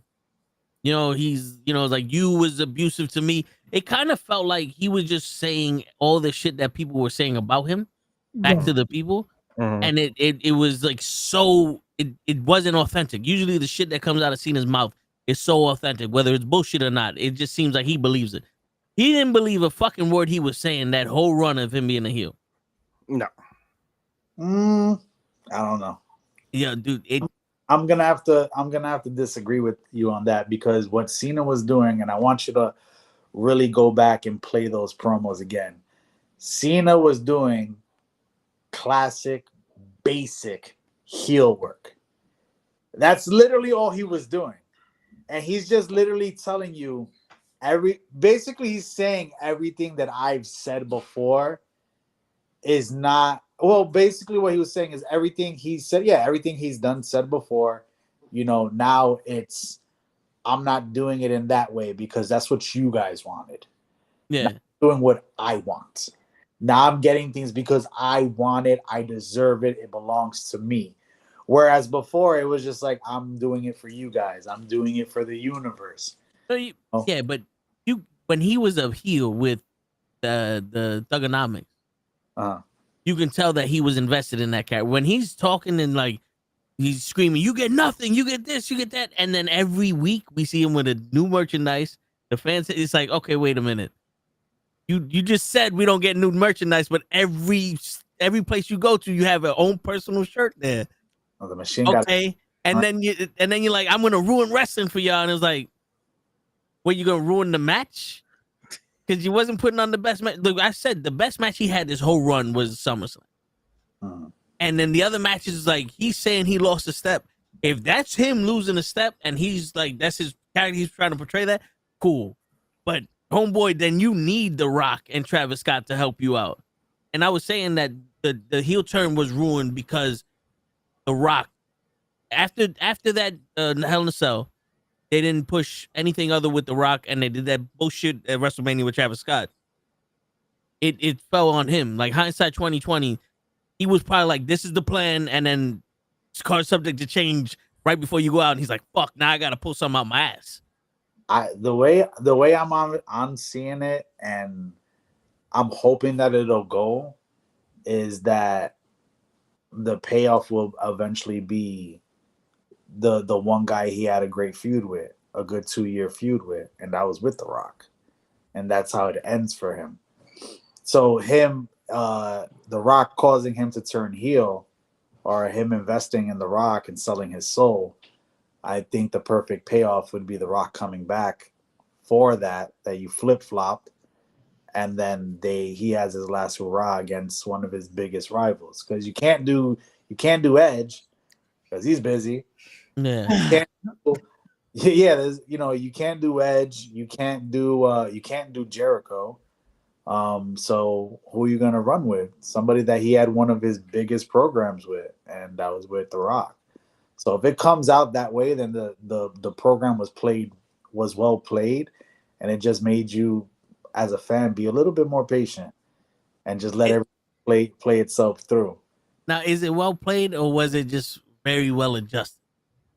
I think in a sort of a sense, it might have been well adjusted in a sense, but I still, again, the payoff's not over yet. We haven't but Cody winning the title and moving forward was just, you got to remember, if you're looking at it from my end on a business standpoint, not as a fan, you'll see that basically Cena's doing everything that he wants to do in this last run, everything he wanted to do. There was a point, hey, let's do the heel turn. All right, let's do it. He did it. He did the heel run. Mm-hmm. He kept it as basic can be with you guys, and you guys fucking either ate it up or you hated it. And then when he turned back, the way to bring him back, me personally, I thought they were gonna have Cody win the title maybe at the Garden, the old, so he could, emulate his father's photo. It's a good story, and they were gonna be, if I'm not mistaken, the schedule the way it is, they might be at the Garden in December. So it kind of played hand in hand with it, because then right after that they were going to be in Boston, which is the perfect setup for the retirement match. So, you get Cena to drop to him in December, the whole handshake happens, The Rock comes out, what the fuck? You have your retirement match set up between The Rock and him. You have everything lined up. Cena got to do his heel run, Cody got his moment, and then you already were able to set up his final match against one of his biggest rivals. And the final boss. Exactly. Well, look at the name. Like, it's almost in the name.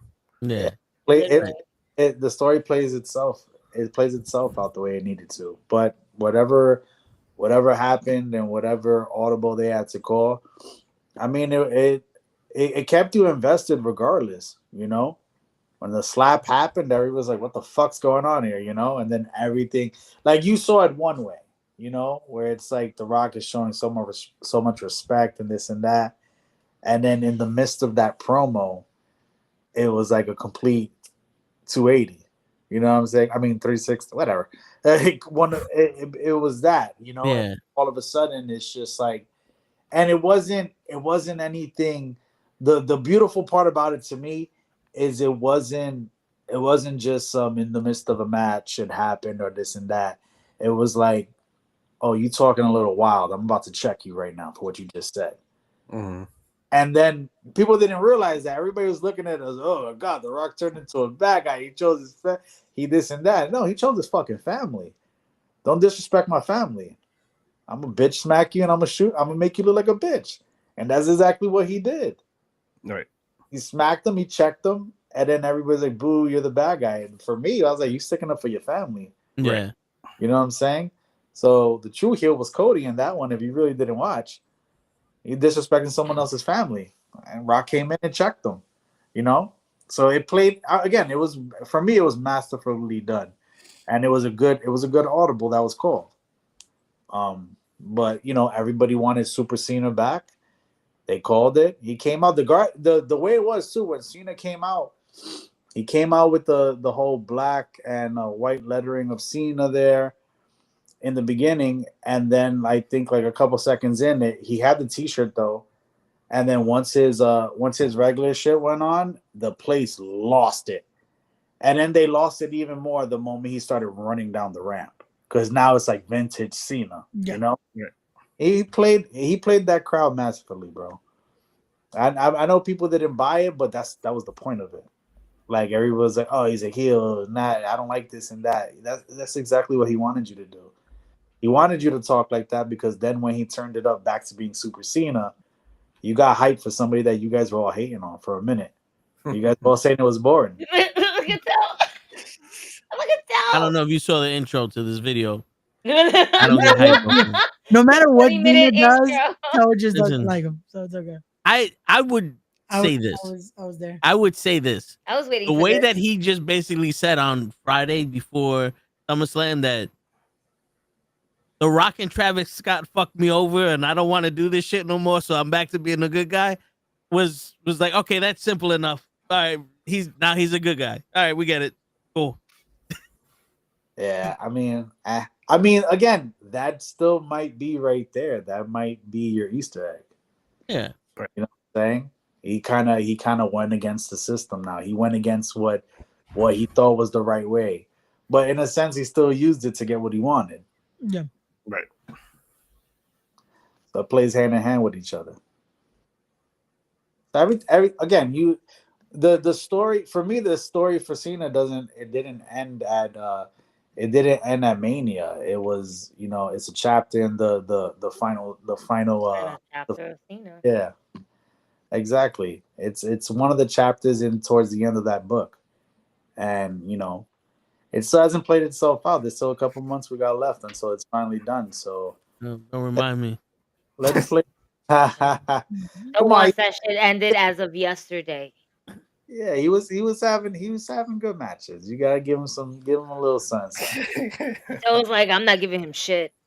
I gave him SummerSlam. Look how stressed this man is right now. gave him My man's like SummerSlam.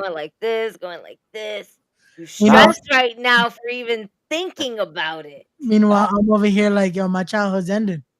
When I retired. I don't know Right. about that. My That's childhood it. ended with Macho. Okay. I said mine. Nobody gives a shit about you. I've seen so many different generations You're still ended. young in this group, man. Shut the fuck up, Ray. Similac. You can smell the Wait, Similac on his breath. Fuck you, Ray. Still wet behind the ears over there. They're just not gonna let this go, huh? My childhood. What is everybody's favorite match now of SummerSlam weekend? Or you can pick your two favorite from night 1 and night 2. Ooh. The triple threat match, Rhea, Io, and Naomi. That was nice. That was a nice way to start it too. Yeah. Yeah, that one and TLC, I think, were mine. No, I enjoyed. I'm more of a moments person because for me that's what wrestling is. It's about the moments, and for me, my favorite match was obviously the both main events because they were both good to me, and again they had that. That's what I was talking about before my job called me. It's those big moments, and you can tell the difference between how the crowd reacts towards the guys that are like big names, but they're not the main event compared to the main event guys. Like you can feel it in the crowd, you can feel it in the atmosphere. That when John Cena comes out, there's a roar. When Cody came out, there was a roar. The crowd was into it. It's a completely different feel compared to the rest of the night, how the rest of the night went. And then, like I said, when Brock came out, it was deafening. Like you didn't hear shit. Your ears just moved for a quick second. That's how loud it was when the crowd. Of course, everybody has their opinion of him for whatever fucking happened. I'm not going to speak on it, but at the end of the day, that guy's a fucking star. And when he came out, it wasn't only when Brock comes out, they don't pop just because it was a surprise. They pop as well because it's fucking Brock Lesnar. Let's just be real about it. Just like the crowd popped because it's Cody Rhodes. The crowd pops because it's John Cena. The crowd pops because it's CM Punk. The crowd pops because it's Roman Reigns. that the crowd lose their they you can tell who's the real main event guys compared to the co-main event guys, card guys, lower card guys. You can feel the difference in the reactions from the crowd, like how lively the crowd gets when it comes to them. Right. But yeah, like again, I love TLC too. TLC was good. My favorites were the main events because they all had their stories to tell, and because the unpredictability about the end, the complete finish to the thing. I mean, I kind of called the whole Seth Rollins thing. I was like, he's coming out, and I was like, he's in crutch. I forgot that he was in crutches. I was like, fuck, he's in crutches. I was like, what would be good if he completely just said fuck you to everybody, and that was all a work. And then sure enough, he dropped. It was all a work. It was all a work. It was all a work. And even during our predictions, Ray has said it. Punk's gonna win, but I feel like Seth is coming out. And I'm like, yeah, I see that. I totally see that. It's a work. He's not hurt. No, he's supposedly injured. Supposedly. Dike. All right. Donovan, you know what led me to believe that Seth Rollins is going to cash in on SummerSlam? What? The fact that when Gunther and CM Punk were having their promo, Michael Cole mentioned Seth Rollins. Felt that way? The minute Michael Cole said, and Seth Rollins has until June to cash in his money in the bank, I was like, okay, Seth Rollins is going to cash it in the SummerSlam. As these people suck at, that whole, we're not going to attack and then attack you shit. You know the rule with wrestling. Once you mention a wrestler's name, they got to come out. It's like Law and Order. You see the person who did the crime in the beginning of the show, and then you got to find out that it was them all along. Well, Like, that's no, why if you ever watch Law and Order, you see the person who did the crime is usually in the beginning of the show. Yeah. No, and this is why some people, like when you're there and Michael Cole comes out, some people boo Michael Cole because they're like, you give away too much shit. Yeah. Like, and I like sometimes he'll say something right before I'm like, oh, you just gave that away, Michael. Just shut the hell up. Or do like JR where he didn't want to know what was going to happen. He's just like going off of what he's seeing. It's like the Women's Royal Rumble. That's what made me go, okay, these are the rules now. Because Michael Cole was like, Alexa Bliss is not coming. She said she's not going to be here. And then boom, Alexa Bliss walks out. I was like, oh, okay. So whenever someone says they're not making it, they're going to be here. Right. That's the rules. That's the new rule we implanted in 2025. All right. Who's not going to be there, Ray? I was about to say, Sting. this is why he continues to say Sting's going to be there. I got to stop saying he's not going to be there. Hey, listen, man. I thought you caught stuff, Ray. See, I'm not the only one that can do it, Donovan. I caught that. I know they don't know what we're talking about. We know what we're talking about. See? Yeah, I still didn't catch what we're talking about, so it's okay. I caught it. I got a glove. You know what? On that note, Donovan, appreciate you coming on and actually sticking around with us for the last 3 hours. Bullshitting as always with the fucking knuckleheads. Toe tags, give this man the screen. My guy, go ahead and plug yourself, plug everything that you're doing. Let these people know where they can find you. You can find me on Instagram, BK_outlaw 718 if I'm correct. Ray, you got me in case I don't remember it. Yes, correct. You could check out you can actually check out my link tree, linktree.com/718outlaw, or it's /BK outlaw.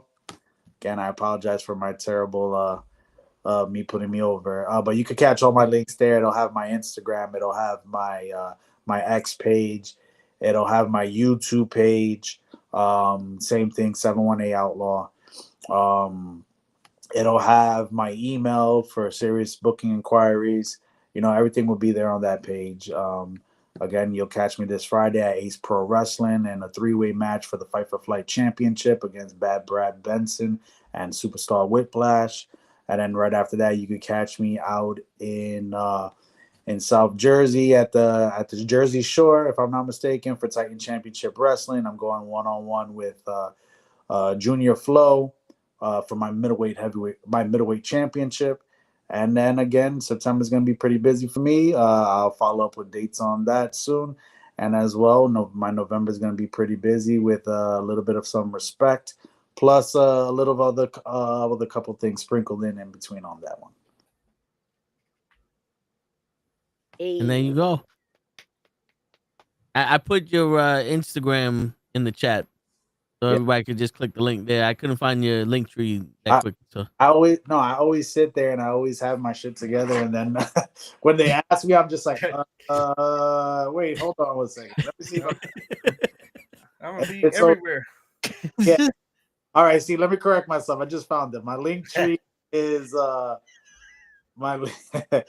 up, Ray. My link tree is BK _outlaw. I'm sorry, everybody. I'm terrible. So link tree, what is it? Yeah, Linktree /BK _outlaw. There you go. Make sure to follow him on all the socials right there. It's okay. It sounded like it was so harsh for you to do, Benita. I'm sorry. No, the crazy part is that I try to match up all my shit, so I don't have to think about it more than just one little fucking thing. Yep. Sure enough, I do the 718 outlaw on my IG, but then I change it up over here, and then I'm completely like wait, what did I have? You know what? I completely get that. No, I got to be better. Well, thank you again for joining us. This was a very fun podcast. Ray, you want to let the people know what else we got going on for the rest of the week and the week coming up? Last one of the week will be tomorrow with the Toe and the Show Ray and Gigi show. I guess no better time than ever to say I will not be here tomorrow, so my bad, y'all. Always the last second. See? Hey, better late than never. Oh man!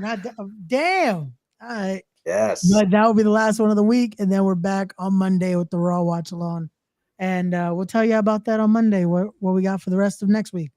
But till then, Toe, take us home. And Mr. Donovan, if you ever want to come back, you're always welcome, brother. Appreciate you having you on.